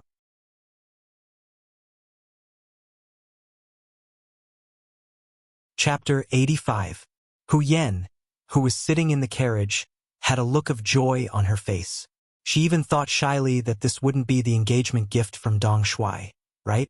But she just didn't know what was inside. Was there the toilet paper that she promised her father? She was excited and worried all the way. When she arrived at the gate of the Hu mansion, Lieutenant Gao, who followed her, immediately asked the gatekeeper to find someone to unload the things. After the bags were unloaded, Yang Lu drove the carriage back, leaving behind Hu Zhongning, who had heard the news and rushed over with a look of surprise. Yan what are these things? Don't tell me it's all toilet paper? Hu Zhongning asked in confusion. Father can see for himself.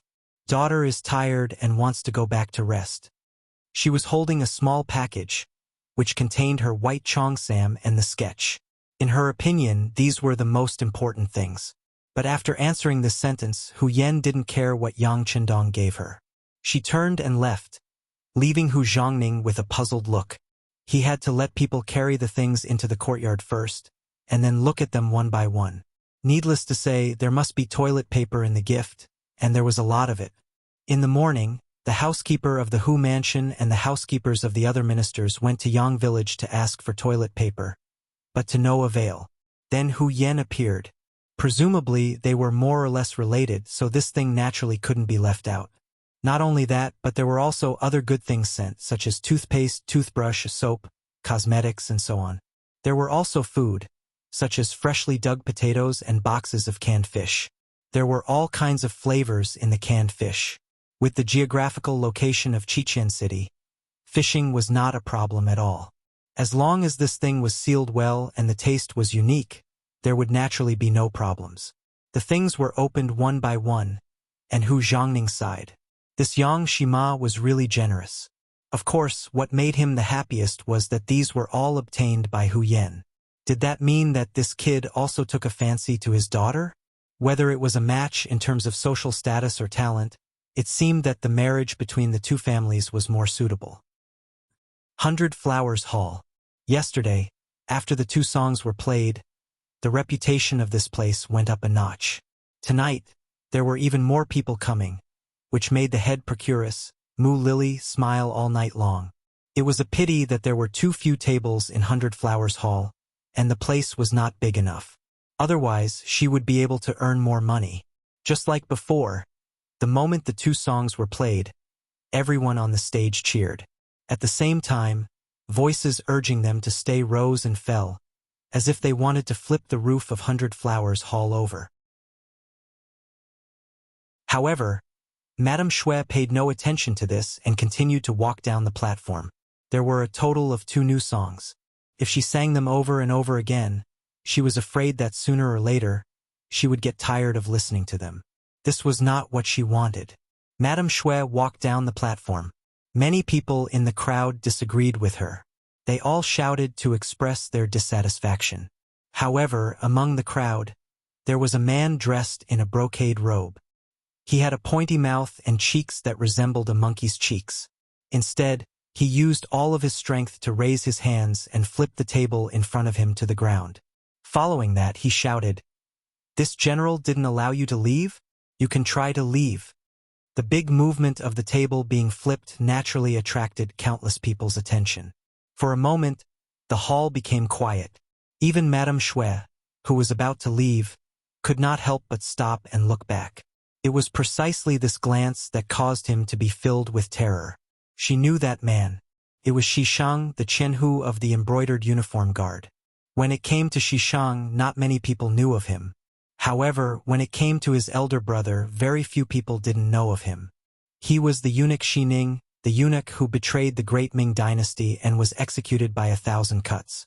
However, the change of the Tumu castle had not happened yet. Naturally, Xining was still in power and was even favored by the emperor. He also had a good relationship with Wang Zhen, the chief steward of the ceremony directorate. With such a powerful elder brother, Shisheng naturally did things without scruples. In addition, he was a Chenhu of the embroidered uniform guard, which made him even more domineering. Just last year, he bullied Zhang Fu, the Duke of Ying, who had been a senior official for several dynasties and made outstanding contributions to the army. Zhang Fu did not dare to say anything and had a lot of land taken away from him. Today he was here and flipped the table. How could the others not be shocked when they saw him? Especially Zhang De, the second son of Zhang Fu, who was in the crowd. Although his eyes were full of hatred, he did not have the courage to intervene in this matter. Even Duke Ying's son did not dare to intervene. Seeing this, the others could only endure and did not dare to say a word. Shisheng seemed to be very satisfied with the way people looked at him. He laughed and pointed at Madame Shui, saying, "I haven't heard enough. Sing one more time." As an entertainer, Madame Shui had seen many things like this. However, she still felt nervous. She felt that Shisheng did not come just to listen to the song. He probably had other purposes. Since he was not as powerful, he had to obey. Seeing Shisheng's domineering and arrogant attitude, Madame Shui knew that she could not avoid it today. She had to force a smile and bow to him. Then she turned to the stage. The procuress, Mu Lily, immediately arranged for someone to prepare a new table and send it to Shisheng. Shisheng then crossed his legs and raised his head, looking insufferably arrogant as he continued to listen to Madame Shui's song. "Your Excellency, Madame Shui's skin is really good. If I can hug her for one night, my life will not be in vain." The subordinate beside him flattered and looked at Madame Shui on the stage, drooling. "It's not difficult. I have to be on duty tonight. Forget it. Tomorrow is my day off. I'll come here to have fun for one night. By the way, check the person behind Baihua Hall. Tell him that I like this place and want to buy it." Shisheng said indifferently. Even Duke Ying had been bullied by him. She was just an insignificant entertainer. How could she jump to the top? "Yes, Your Excellency. I'll do it right away." The servant answered and turned to leave. A pimp who was serving tea to a guest at a nearby table had his ears pricked up. When he heard these words, he immediately revealed a look of fear. However, he quickly pretended to be calm. After thinking for a while, he went backstage. There was a limit to what a pimp could do. The benefits he could get from the kind of place he worked for were proportional. Baihua Hall's business was very good now, and they usually received a lot of rewards.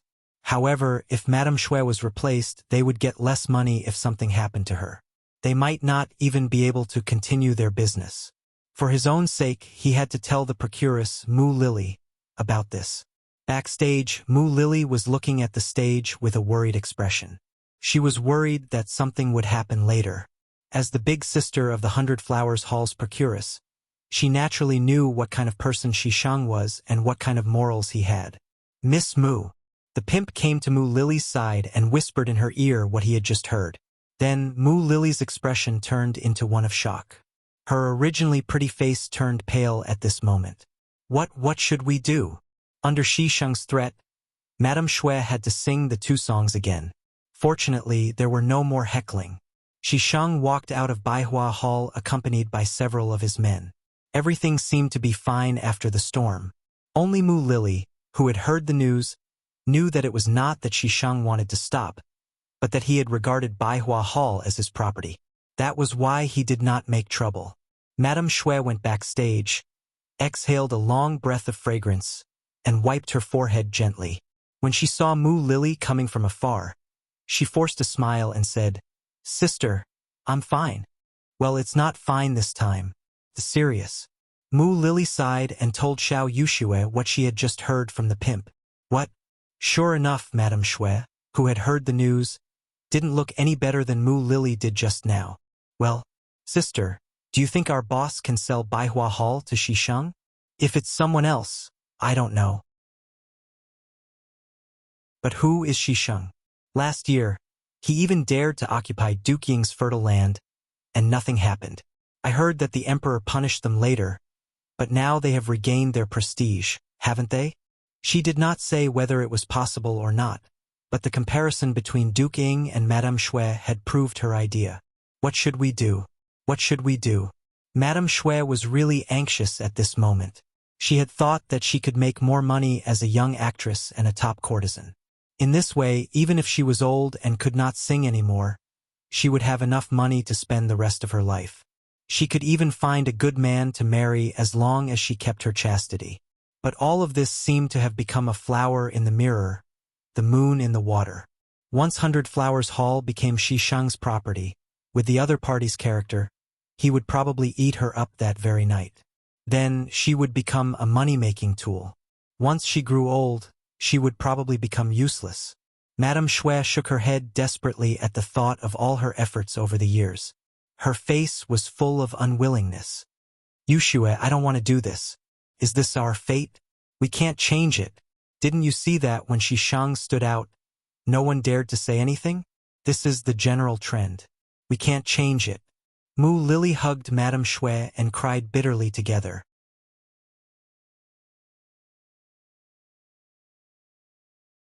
Chapter 86. No, there must be a way. There must be a way. Lady Snow shook her head, unwilling to accept such a fate. She had just learned 2 new songs from Dong Shui, and the whole capital knew about her. Seeing that everything was going well, she was unwilling to let her dream end before it even began. Yes, Dong Shui. For some reason, Yang Qindong's handsome and confident face flashed through Lady Snow's mind. The capital in the 9th month was not as hot as it was during the day at night, and when the cold wind blew, one would feel a chill. Outside the Yang village, Yang Qindong had washed up and was about to go to bed. At this time, Tiger's Mane's voice came from outside. Young master, Lady Snow wants to see you. What is she doing here so late at night? Hearing that Lady Snow was here, he looked at the time. The curfew should have started in the capital. It would be very difficult for Lady Snow to return to 100 Flowers Hall at this time. While Yang Qindong was still thinking about what could make a girl come to him so late at night, Tiger's Mane's voice sounded again. Young master, do you need me to wake Xiao Yin up and ask her to come? No need. Yang Qindong waved his hand. He had arranged for Xiao Yin to go to bed first. In his own words, women were made of water. If they wanted good skin, they needed good sleep. It was precisely this sentence that caused this habit to become a natural one. Unless there was something special, Xiao Yin would go to bed early. Right now, Xiao Yin was probably already asleep. Without knowing what the other party wanted, it wouldn't be appropriate to rashly wake Xiao Yin up. Forget it. Bring her to the study. Yang Qindong thought for a while, put on his coat, and then strolled toward the study. When Tiger's Mane took Lady Snow to the study, Yang Qindong was writing something with his head down. If someone was there, they would know that he was writing a classic play, The Legend of the White Snake, which was later made into a TV series and remade several times. It was also called The New Legend of the White Snake. Madame Snow was brought in. She was wrapped in a long robe, but she was wearing a pair of embroidered shoes that were convenient for walking on the platform. Could be seen that she had come out in a hurry. Is something the matter? She slowly raised her head and looked at Madame Shui from head to toe. She sighed that no matter what she dressed up, she could always attract men's attention. Madame Shui, who had been afraid and anxious, calmed down a lot after Yang Qindong looked at her. She didn't know why, but when she thought of the problems that 100 Flowers Hall might face, she knelt on the ground with a plop. Dong Shui, save me. Please save Lady Shui. If there's anything, get up and talk. Yang Qindong put down the writing brush in his hand and looked at Madame Snow. What's the matter? Tell me in detail. Madame Snow lowered her head and cried. She was really pitiful. While crying softly, she told him what had happened in 100 Flowers Hall in the evening. She also told him what the pimp had overheard and what Mu Lily had said to her. Shi Shang. When Yang Qindong heard the name, he felt it was familiar. But he had only been in the capital for a few days. How could he know everyone? In particular, Shi Shang was just a Qianhu of the brocade guard, a nobody in his eyes. Seeing Yang Qindong's confusion, Tiger's Mane, who was standing next to him, quickly took out a book. After searching for a while, he found Shi Shang's name. He handed the book to Yang Chendong. "Young master, please take a look." He took the book and saw Shishang's name. The investigation of the Security Bureau was written on it. Humph! What the hell? When Yang Chendong saw that Shishang had a brother named Xining, he remembered this person. Xining was a famous traitor in history. Because of him, the capital was almost captured. Seriously speaking, if Yu Qian hadn't stood up for him, the whole capital would have fallen because of him. At that time, the history of the Great Ming Dynasty would have been rewritten. When Yang Chendong got angry, Tiger's mane naturally emitted a murderous aura. "Young master, do you need me to go to the city now to find this person and then?" Madame Snow knelt in front of him. Obviously, she couldn't see Tiger's mane's beheading gesture, but Yang Chendong saw it clearly. "No, it's not necessary. At this time, you still have to go to the city. However, I'm afraid that you'll still have to make a trip into the city. Do you know who the current owner of 100 Flowers Hall is?" "Young master, it's Fan Ling. He was the vice director of the Ministry of War, a secondary class level 5 official. His father used to be the minister of Honglu Temple." As expected of the director of the Security Bureau, Tigershine, who had slowly gotten into his role, quickly reported the other party's identity. Of course, all this had a close relationship with 100 Flowers Hall that Yang Chendong had paid attention to. Find him and buy Madame Snow's slave contract. Yang Chendong made a decision after a short hesitation. It was not the right time to have a direct conflict with a villain like Shishang. At least he couldn't look for trouble. There was only one way to solve the problem, which was to buy Madame Snow. In this way, even if Shishang got 100 Flowers Hall, he would only get an empty shell. Yes. Tiger's mane immediately understood the meaning of the sixth young master. He answered and turned to leave. "Wait," Madame Snow suddenly said. She came to Yang Chendong for help, but it was just an impulsive act. She didn't have any hope. Dong Shui was powerful, but he was only talented. Compared to power, he was much weaker. She didn't think that the sixth young master could do anything to Shishang, who even Duke Ying, a hero of the Great Ming Dynasty, couldn't afford to offend. However, she never thought that Yang Chendong would agree to her request so easily. Moreover, he even wanted to buy her slave contract directly. Amidst his excitement, he thought of his elder sister, Mu Lily. If he left and his elder sister did not, he could imagine how Shishang would treat him. It would be a fate worse than death. There was also her maid Xiaowei. She had been using her for so many years, so she couldn't give her up. At this time, Madame Snow didn't realize that she came to ask for help. She didn't have such awareness. She just thought about how to take her family members to her side. So she shouted, "Wait, is there anything else?" Yang Chendong looked at Madame Snow with a puzzled expression. Did she still want to stay in 100 Flowers Hall? If so, it would be more difficult to help her. "Yes, please understand, Dong Shui. This servant still has my elder sister Mu Lily and the maid Xiao Wei in 100 Flowers Hall. If this servant leaves alone..." Yang Chendong understood that this was a loyal and affectionate Madame Snow. He liked this kind of person. He immediately said to Tiger's mane, who was still standing there, "Did you hear that? There are 3 people in total. Buy their slave contracts. Don't be afraid to spend money. Go." "Yes." Tiger's mane answered and turned to leave. As for how to enter the city in the middle of the night, it was not a problem for Yang Chendong, the number 1 master beside him. The matter was solved. Although she didn't see the answer, Madame Snow couldn't help but trust Yang Chendong. Especially at this time, the confidence he showed made her feel infatuated. Only the 2 of them were left in the room.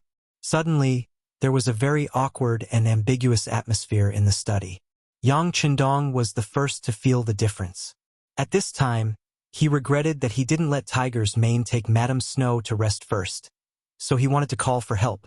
He knew that even if Tiger's mane wasn't here for the time being, Beta Persei, Yang Si and the others would be outside. Could be said that whenever he needed, they would appear at any time.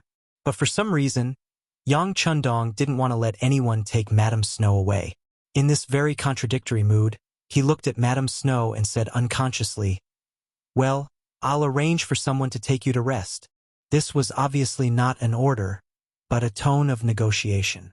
Madame Snow was delighted, but she quickly shook her head. No, I'm not sleepy now. What are you writing, Dong Shuai? After saying this, Madame Snow stood up and walked to Yang Qindong leisurely. Faced with Madame Snow's approach, Yang Qindong, who could remain calm even if Mount Tai collapsed in front of him, could clearly feel his heart beating faster at this moment. In order to ease the awkwardness, he casually said, I'm writing a story about love. Really? Dong Shuai's literary talent has long been known in the capital. I wonder if I have the luck to read it first? It seemed that she was asking, but when she finished speaking, she had taken the initiative to walk to Yang Qindong's side and bent down. Because the temperature in the study was suitable, Madame Snow had already taken off her coat and robe. At this time, she was wearing a wide-collared top. When she lowered her head, Yang Qindong saw a touch of snow white looming in front of him. Some things couldn't be ignored just because you didn't want to. On the contrary, some things you said you didn't want to think about, but you couldn't help thinking about it in your heart. At this time, Yang Qindong was obviously the latter. His eyes followed the touch of Snow White and seemed to see two tall mountains.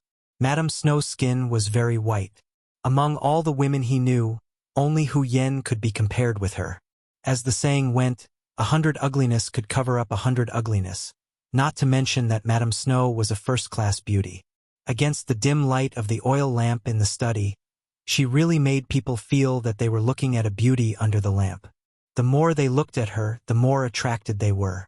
Madame Snow seemed to be looking down at Yang Qindong's manuscript, but in fact, she had been paying attention to his changes. Although she was a performer and not a prostitute, she had heard and seen a lot of things in the red light district, so she naturally knew how to interact with men.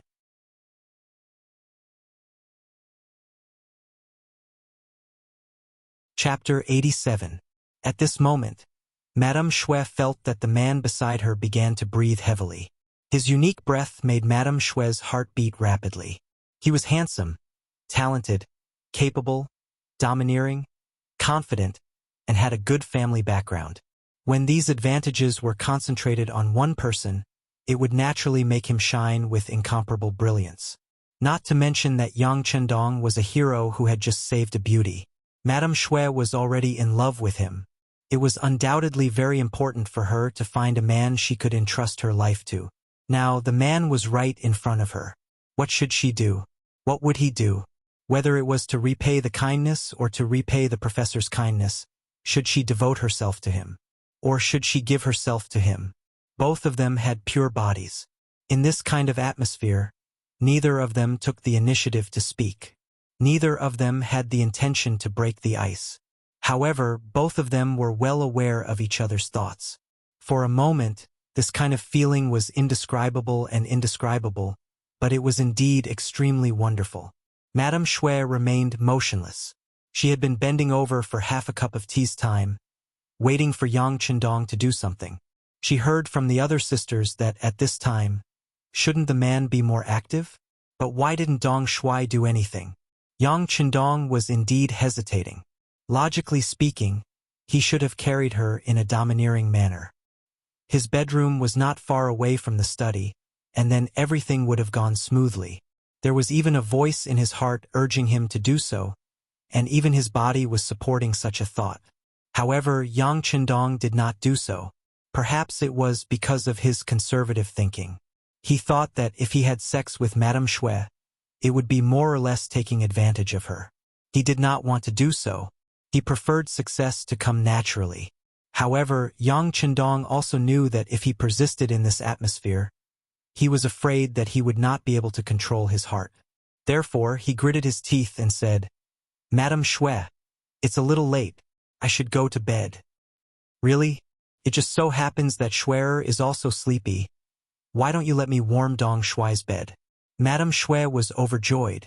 She thought that Yang Qindong said it on purpose for her to hear. How could she not take advantage of the situation and go downhill like a donkey? Originally, he wanted to find an excuse to separate them so that he could calm down. He never thought that it would lead to such a result. If he said no at this time, it would be too hurtful. Yang Chandong helplessly nodded and said, "All right then." The two of them walked out of the study one after the other and went to the bedroom.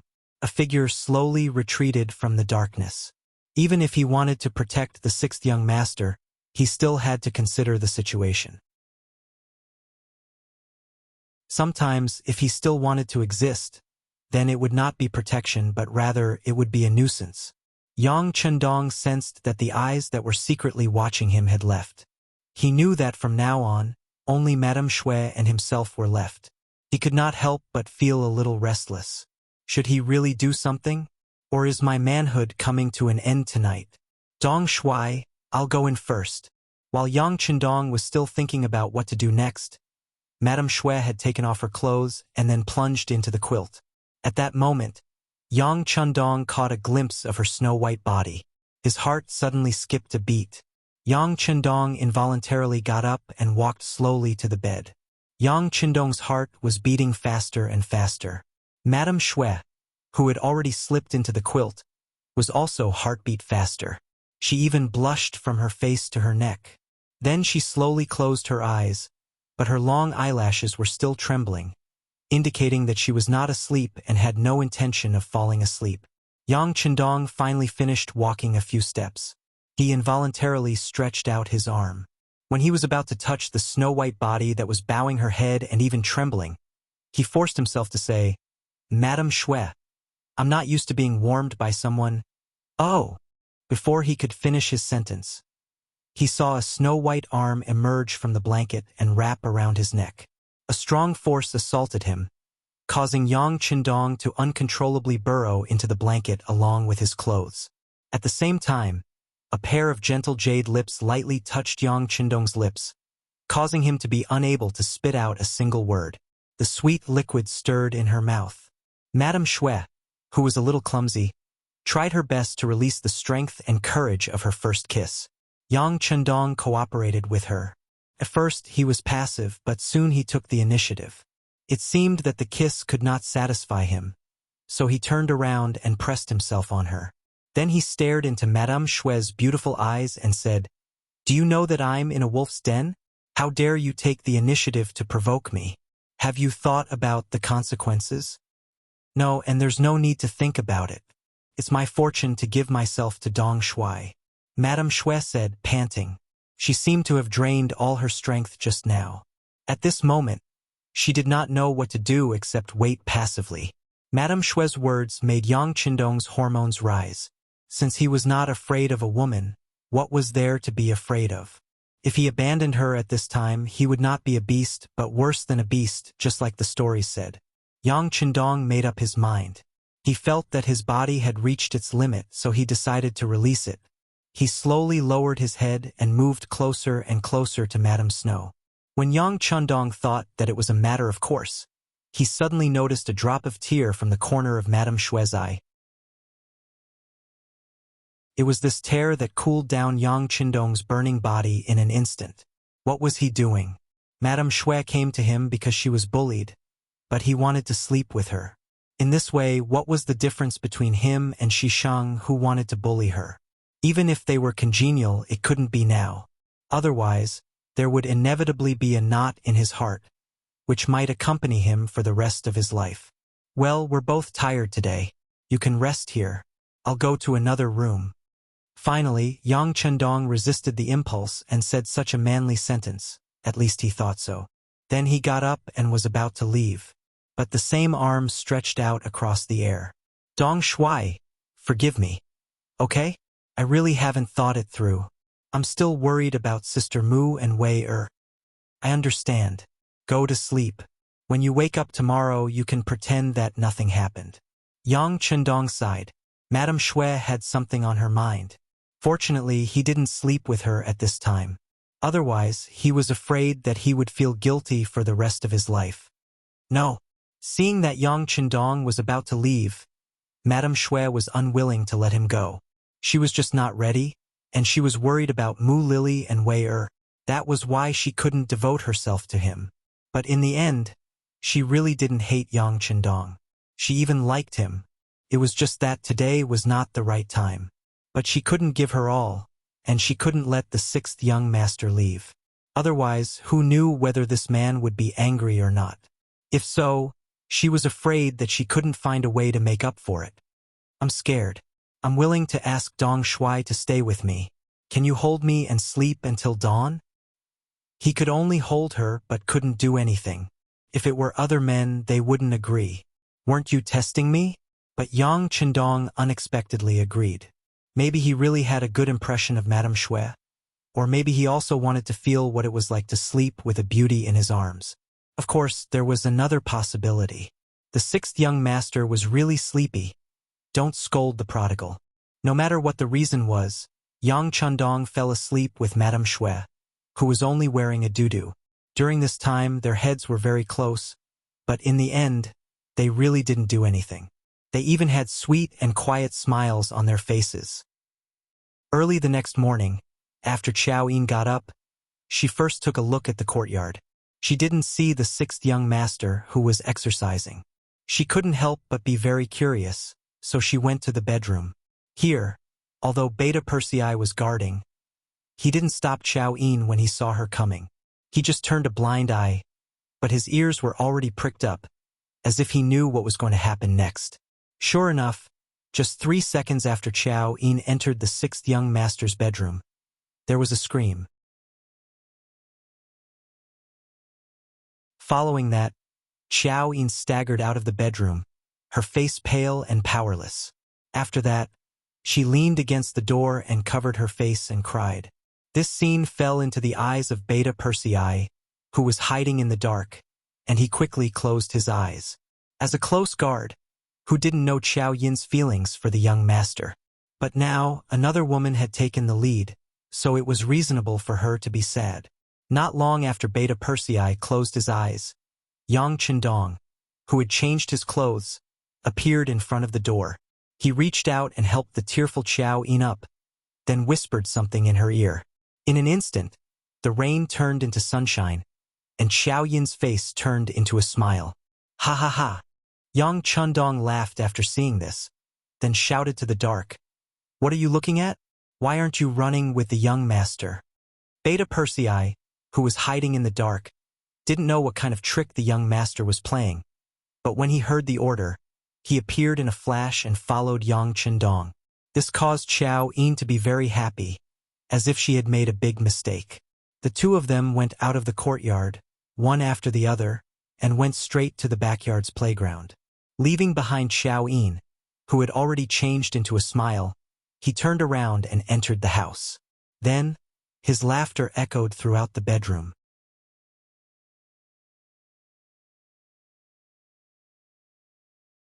Chapter 88. Chao Yin was very happy because the young master had told her that he had only comforted Mama Shui. Although he liked Mama Shui as much as he liked her, he did not want her.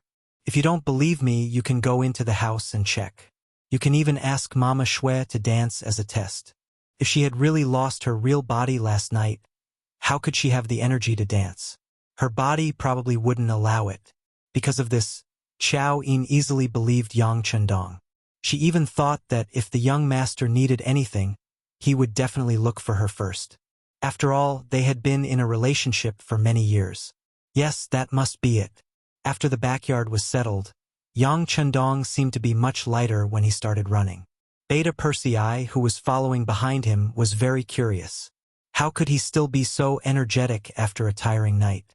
Of course, Yang Chendong didn't need to explain this to him. After returning from the 5-kilometer run, Chao Yin had already prepared the bath water. But this time there was an extra helper by her side, Mama Shui. After the bath, the three of them had a peaceful and pleasant breakfast together. Tiger's mane appeared again, and not only that, but also the charming Moo Lily and the maid Little Wire followed behind him. Sister Moo, Little Wire. The three women were very excited to see each other.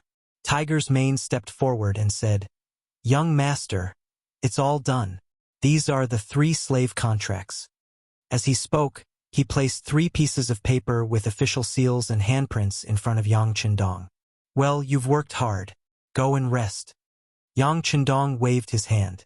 Originally, he could directly burn these 3 slave contracts, but in this way, the three of them would not be able to get rid of their lowly status for the rest of their lives.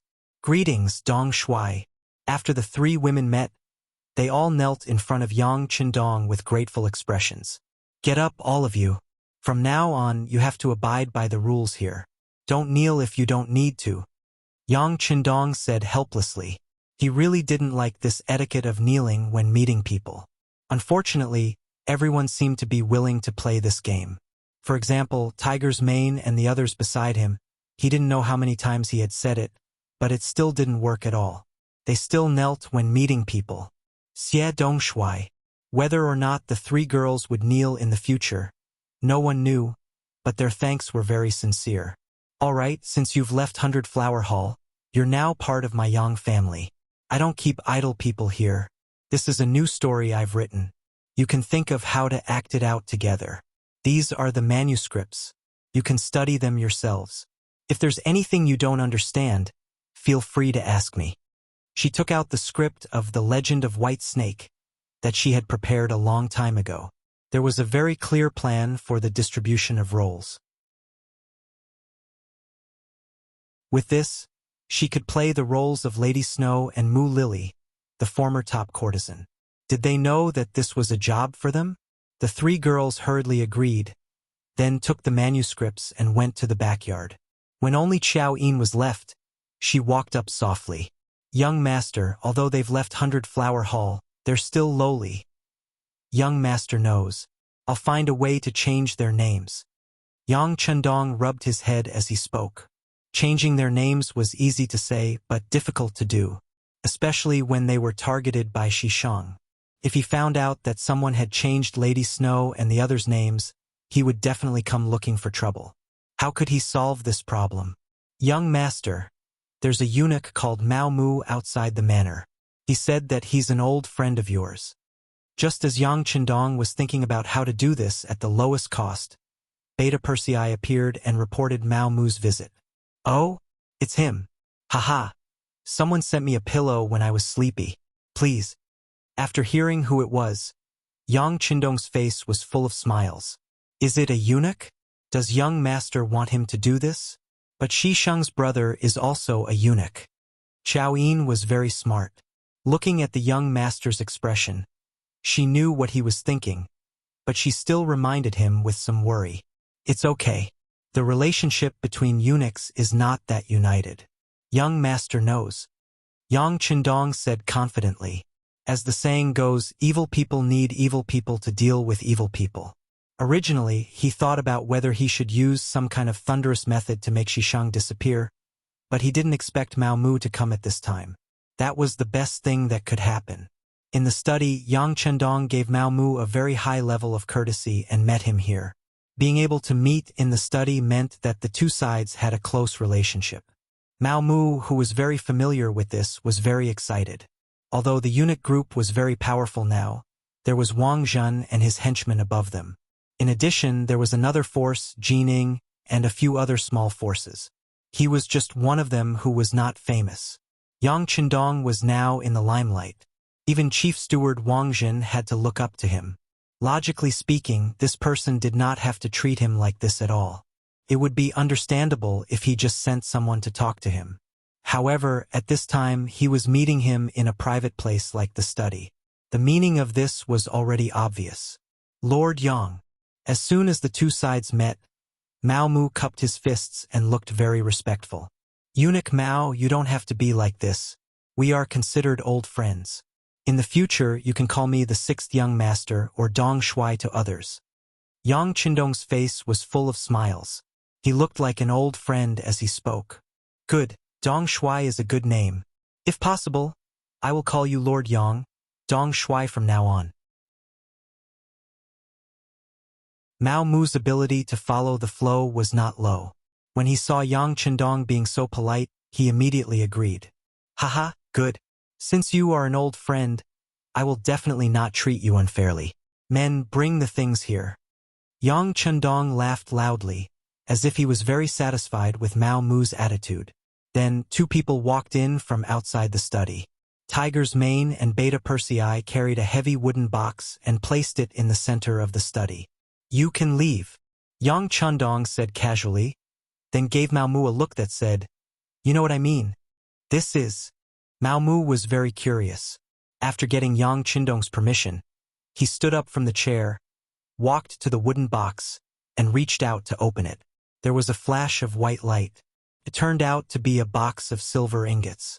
Looking at the quantity, there were at least 5,000 silver ingots. This is. Mao Mu was indeed a little dizzy from the silver ingots, but he was even more surprised. He did not understand why Dong Shuai would think so highly of him. He originally came here to ask for a favor, but before he could even open his mouth, the other party had already given him benefits. This made him unable to speak his next words. Seeing the surprise in Mao Mu's eyes, as well as the trace of greed in them, Yang Chundong laughed loudly and said, "Eunuch Mao, I said that since we are good friends, there is no reason for us not to be friends. I am just giving Eunuch Mao these. I hope that Eunuch Mao can rise to the top. This way, as a good friend, I can also bask in the glory." His words were clear. This was to make use of each other. However, with your current status and identity, Mao Mu, it is far from enough. Therefore, I support you and support you to have more power. In the future, we can all be on equal footing and do great things together, right? In the face of Yang Chundong's initiative to show goodwill, Mao Mu had no reason to reject it. He had always believed that he had the ability. What he lacked was only the opportunity and enough foundation. What was the foundation? That was to have enough background for him to use. In the palace, scheming were the most important, but money was equally important. If you don't have money, there won't be anyone willing to risk their lives for you. Naturally, it will be difficult for you to do anything. Now, Yang Chundong took out more than 5,000 silver ingots. For the current Mao Mu, this was not a small amount of wealth. With this, he could rope in more people in the palace for his use. He did not dare to say that he could do great things, but it was not a problem for him to do some small things in private. As for the other need, which was the so-called opportunity with Yang Chundong, he could use this opportunity to become the link between Dong Shuai and Director Wang Jin. After all, there were some small matters that the two of them couldn't possibly talk about in person. In that case, his role in this matter would increase, and at the same time, it would also expose the fact that he met Chief Steward Wang Jin frequently. This was an opportunity. Seeing that Yang Chundong could make up for what he lacked, Mao Mu looked at the sixth young master. At this moment, when Mao Mu looked at the sixth young master, he felt like he was looking at his biological parents. Dong Shuai. With a plop, Mao Mu knelt down in front of Yang Chundong. Yang Chundong's eyes lit up. This person's ability to judge the situation was not bad. He knew when to lower his head. Feeling that he had found the right person, he was satisfied. He pretended to be panicked and asked, "Eunuch Mao, what are you doing?" However, Yang Chundong was only talking and did not have the intention to help him up. Seeing this, Mao Mu knew that he had to express his attitude. Since he had already knelt down, what was the point of saying some words to show his loyalty? Dong Shuai, this old servant is grateful for your appreciation. In the future, if there's anything you need, feel free to say it. Blade Mountain Flame Sea Guild only needs a word from Dong Shuai, and this old servant will do his best to accomplish it. His face was full of sincerity. Replacing this old servant with this old servant was already a way to express his loyalty. Until now, Yang Chundong was satisfied and bent down to support Mao Mu. "Eunuch Mao, what are you doing? I said that we are friends." "Thank you, Dong Shuai."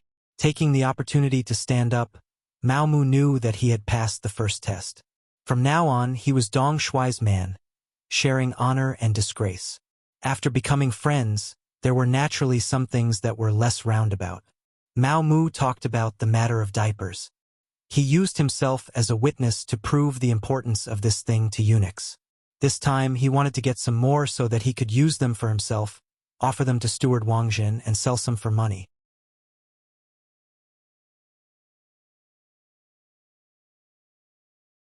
Chapter 89. That's not a problem. I can naturally provide you and Wang Jin for free, but I can't do that for the other eunuchs. You have to know that the cost of making this thing is very high, and it's not something from the Great Ming Dynasty. comes from the sea. Do you understand? Yang Chendong pretended to be mysterious as he spoke.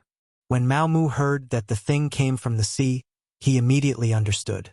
During the Great Ming Dynasty's maritime ban, once it came into contact with the sea, it would be a huge expense. Dong Shuai, this old servant, understands. I will sell this thing at a high price in the imperial palace. After all, there is no free lunch in the world. If you want to get something, you have to pay a price. Very good. Seeing that Mao Mu was so understanding, Yang Chendong nodded approvingly. Go back and do your job well. If you need anything, just tell me. This young master will do his best to satisfy you. By the way, there is something I need you to do. These are 3 lowly women. I need to raise their status and make them into good people. Is there any problem? Yang Chendong said with a smile as he placed 3 contracts in front of Mao Mu. These 3 people may have offended Shi Ning and his brother. You have to think about it carefully. Mao Mu's hand had already reached out and was about to touch the contracts when he suddenly heard Yang Chendong's words. His hand paused in mid-air, but he quickly continued to reach out. Don't worry, Dong Shuai. Although it's a little troublesome, Shi Ning's power in the palace is not small. However, there are still many people who don't like him. As long as the money is in place, there won't be any problems. Then let's get it done quickly. How much money do you need? Yang Chendong nodded. Shi Ning was indeed powerful, but if this Mao Mu that he found couldn't solve such a small matter with the help of a large sum of money, then there was really no meaning in supporting him. What he needed was a helper, someone who could do things. For this, he was willing to pay the price. However, if the other party was a pile of mud, then there was no point in supporting him. Mao Mu was very clear that this was the first time Dong Shuai had given him something to do. If he did it well, his future would be limitless. If he messed it up, he might not even be able to guarantee his current position. Even if it was for himself, he had to do it well, and he had to do it beautifully. Mao Mu left with 5,000 taels of silver and a pile of diapers. Compared to when he came, he seemed to have straightened his chest when he left, and it was clear that he was full of ambition. Shisheng had been on duty for most of the night. When he was off duty, he slept all the way until lunch. When he was full and energized, he brought a few of his subordinates and headed straight for the home of Fan Ling, the minister-counselor of the Ministry of War. Last night, Tiger's Mane had suddenly appeared and used an unimaginable amount of money to buy the slave contracts of Lady Shui and the other 2. Fan Ling had already had the idea of exchanging 100 Flowers Hall. Without a pillar, 100 Flowers Hall could no longer regain its former glory. Although he could find new people to train again, how long would that take? Ever since his old father, Fan De, passed away, the influence of the Fan family was far from what it used to be. This also made Fan Ling want to withdraw from the red light district. He was wondering who to find next. At this time, Shisheng came. Although the price he offered was not high, or even a little low, Fan Ling still sold 100 Flowers Hall without any hesitation. It was still the same sentence. Without Lady Shui, 100 Flowers Hall had lost its greatest value. Making a move in time might be the best choice. Shisheng did not expect things to go so smoothly. He offered a relatively low price and waited for Fan Ling to raise the price. Then everyone would bargain for a while. As long as the other party did not ask for too much, he would accept a price that was about the same. Last night, 100 Flowers Hall was very lively. In his eyes, a deal that could get both the beauty and money was suitable. However, Fan Ling was actually so tactful. Even when faced with the low price he offered, he still accepted it. This allowed him to pay a lot less in terms of cost. At this moment, it was as if he could already see a mountain of gold placed in front of him. Of course, there was also that white and beautiful body waving at him. After leaving Fan Manor, Shisheng took the contract of 100 Flowers Hall and found a place to have a good drink with a few of his men. He decided not to rush to make the matter public. He would go to 100 Flowers Hall in the evening and give Madame Shui a surprise. After knowing the truth, her face would become extremely beautiful. The group of people drank a lot of wine. In the end, their bodies were swaying a little. Only then did they support each other to reach the 100 Flowers Hall. However, once they entered, the atmosphere was very different from yesterday. Although there were still many people, they were all noisy and angry. Some of the people who came today were former regulars of Hundred Flowers Hall, but most of them came for the 2 new songs. When they arrived here with a large sum of money full of expectations, they heard that Madame Shui had disappeared. Even Mu Lily, the procuress, was nowhere to be found. How could they let it go? They began to shout one by one. "What are you shouting for?"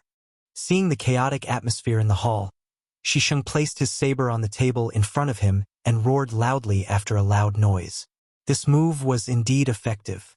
As soon as this voice came out, the originally noisy scene suddenly became much quieter. Everyone stared at Shisheng. Their eyes were filled with confusion. What was this person doing here again? Why was he acting all high and mighty? This shout shocked everyone. Shisheng was very proud. He liked the feeling of being the center of attention. "Okay, stop shouting. If you have any problems, tell me. I will solve it for you. By the way, I forgot to tell you that Hundred Flowers Hall will be mine from now on. This is the contract of the transaction." In order to achieve the effect of justice, Shisheng took the initiative to show the contract in front of everyone. Immediately, several people of status came forward. After reading the contract, they all nodded at the same time.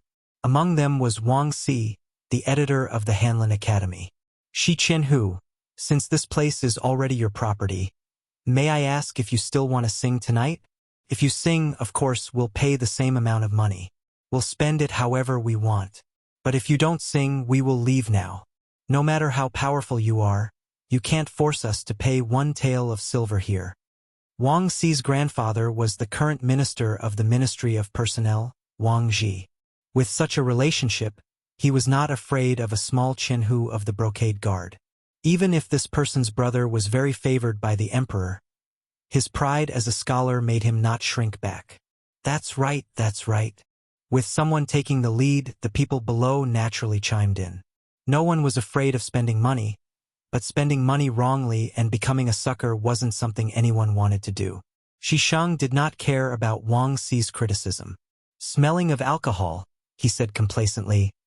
"Who said I won't sing? Since I bought this place, of course I want to make money. How can I destroy my own livelihood? Well, I will go to the procuress, Mu Lily, now and ask her to arrange Madame Shui to sing for everyone. Not only that, but she will sing 3 or 5 times today to let everyone enjoy it." In order to prove his courage as a new boss and win people's hearts, Shisheng announced loudly. His answer also attracted loud applause from the guests. They all said that Shisheng was a righteous and heroic person.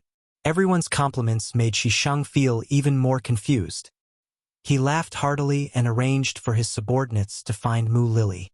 This time, he was going to order the beauties around as the boss. After all, he was not the first person to ask about Mu Lily and Madame Shui's whereabouts. When the subordinate ran back and whispered something in Shisheng's ear, Shisheng's face suddenly turned gloomy as he roared, "What's going on? They ran away?" "Yes, they were taken away in the morning." The subordinate answered carefully, for fear that Shisheng would stab him in anger. "They were taken away in the morning? Who did it?" Shisheng had sobered up a lot. His intuition told him that things were not so simple. Why was it that, as soon as he made his move, someone else beat him to it? Furthermore, he had just announced the fact that as soon as he became the new owner of Hundred Flowers Hall, the flower pillar under him had disappeared without a trace. This was already not only cutting off his source of income, but also slapping him in the face, and it was an extremely resounding slap.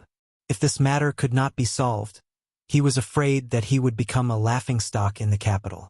No one could accept that kind of result.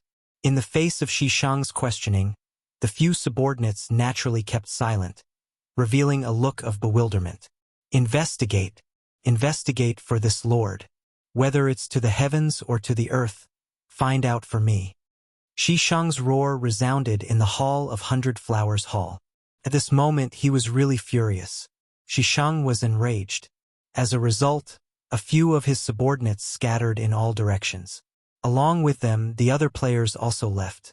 Since they couldn't listen to the music anymore, Who would stay here and be Shishang's next punching bag? Of course, Shishang's subordinates did not run away. They went to investigate the whereabouts of Madame Shui and Madame Shui. The strength of the embroidered uniform guards was very strong. In less than 2 hours, they got the news and came back. Seeing his subordinates come back excitedly, Shishang knew that the result was out. He immediately asked with a fierce look, "Tell me, where did they go?" At this moment, Shishang felt that he had lost face. What he wanted to do most now was to catch Madame Shui and Mu Lily, and then use all kinds of means to let them know how regretful it was to offend him. "Sir, there's news. It's said that they went to the Yangzhe village 15 miles south of the city." A subordinate ran up and reported as if he had received a reward.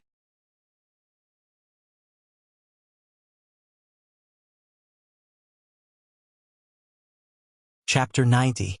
Yang Village. Hearing that she was not in the capital but out of it, Shishang's eyes were filled with anger, but at the same time he was very happy. As an entertainer, she didn't stay in her own place of business. Instead, she ran around and even left the capital. Just based on this, he could use legal means to deal with her without being afraid of taking any responsibility. Let's go to Yang Village to catch her.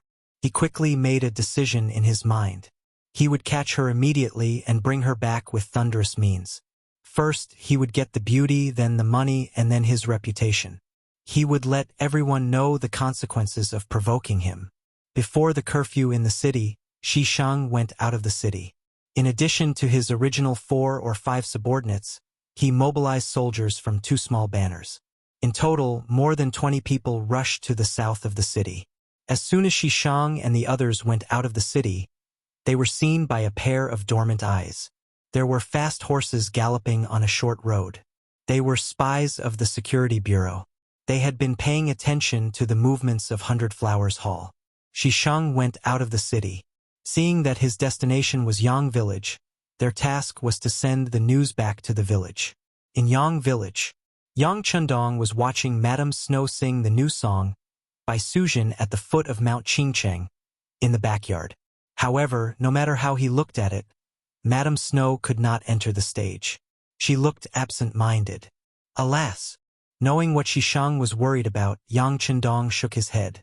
Sure enough, he could not do anything if his mind was not calm. Since that was the case, he could only wait for Shishang to take the initiative to fall into the net. However, he did not know whether Shishang would come here in anger. If he did not come, wouldn't it be troublesome? Yang Chundong did not like to wait passively. He preferred to take the initiative to attack. After not getting any news from Shishang, Yang Chundong even thought of secretly sending someone to kill Shishang. All he needed was a new sniper rifle and a spotter. It was guaranteed that he could easily take care of this person from 1,000 meters away. No one would know. Report. Tiger's man's figure appeared in the backyard. His appearance immediately attracted everyone's attention.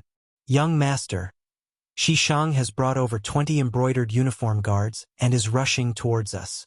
Tiger's mane said excitedly as he half-knelt and cupped his hands. Obviously, this did not scare him. On the contrary, he was very excited. Okay.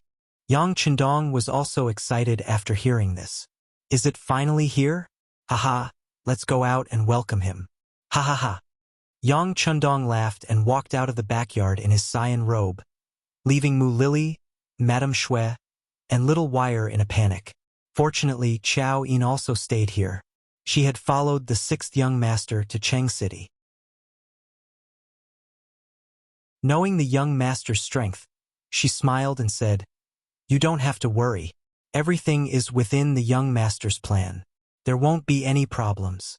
You should continue to practice. When the young master comes back, try to perform better."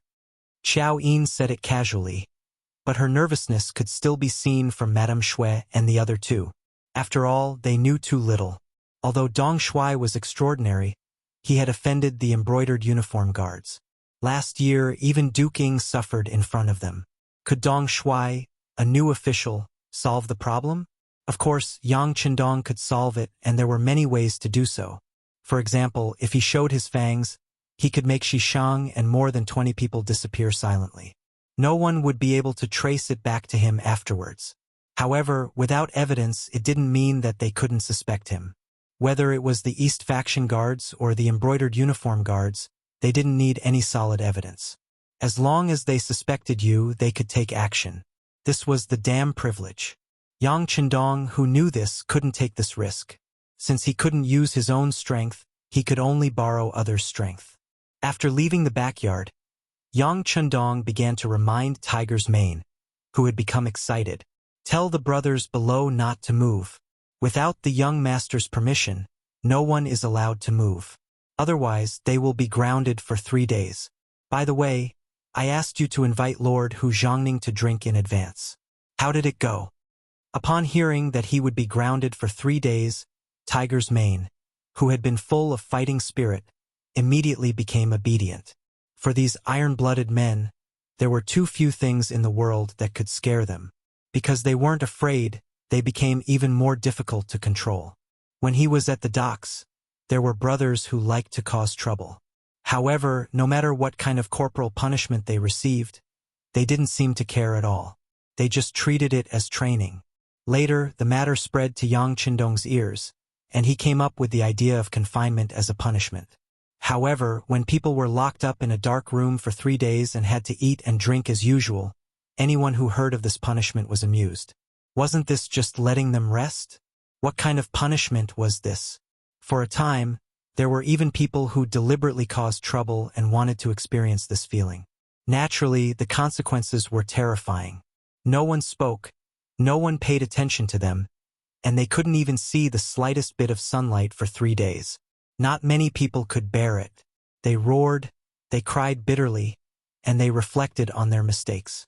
However, they could only be released after 3 days of confinement. When they finally came out and saw the sunlight and saw that there were people to talk to, they, who had almost collapsed, finally understood the severity of confinement. Although Tiger's Mane hadn't experienced it personally, he had heard of this matter long ago. At the docks and Crimson City, everyone's expression changed at the mention of confinement. Now that Yang Qindong came up with this punishment, he couldn't help but be disobedient. Young master, don't worry. Without orders, no one will dare to do anything. Also, Lord Hu is on duty today. He's waiting for young master in front of the potato field. Especially when he heard that the young master personally invited him, he seemed very happy. Happy? Yang Qindong didn't understand and shook his head after hearing this. At this time, the night was dark and the wind was cool. If it wasn't for the good moon tonight, he really didn't know what was so happy about having someone on a date. However, even if Hu Chongning didn't object, of course, it was something that Yang Qindong wished for.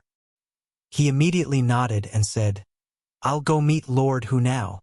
Remember to follow the plan. Yes.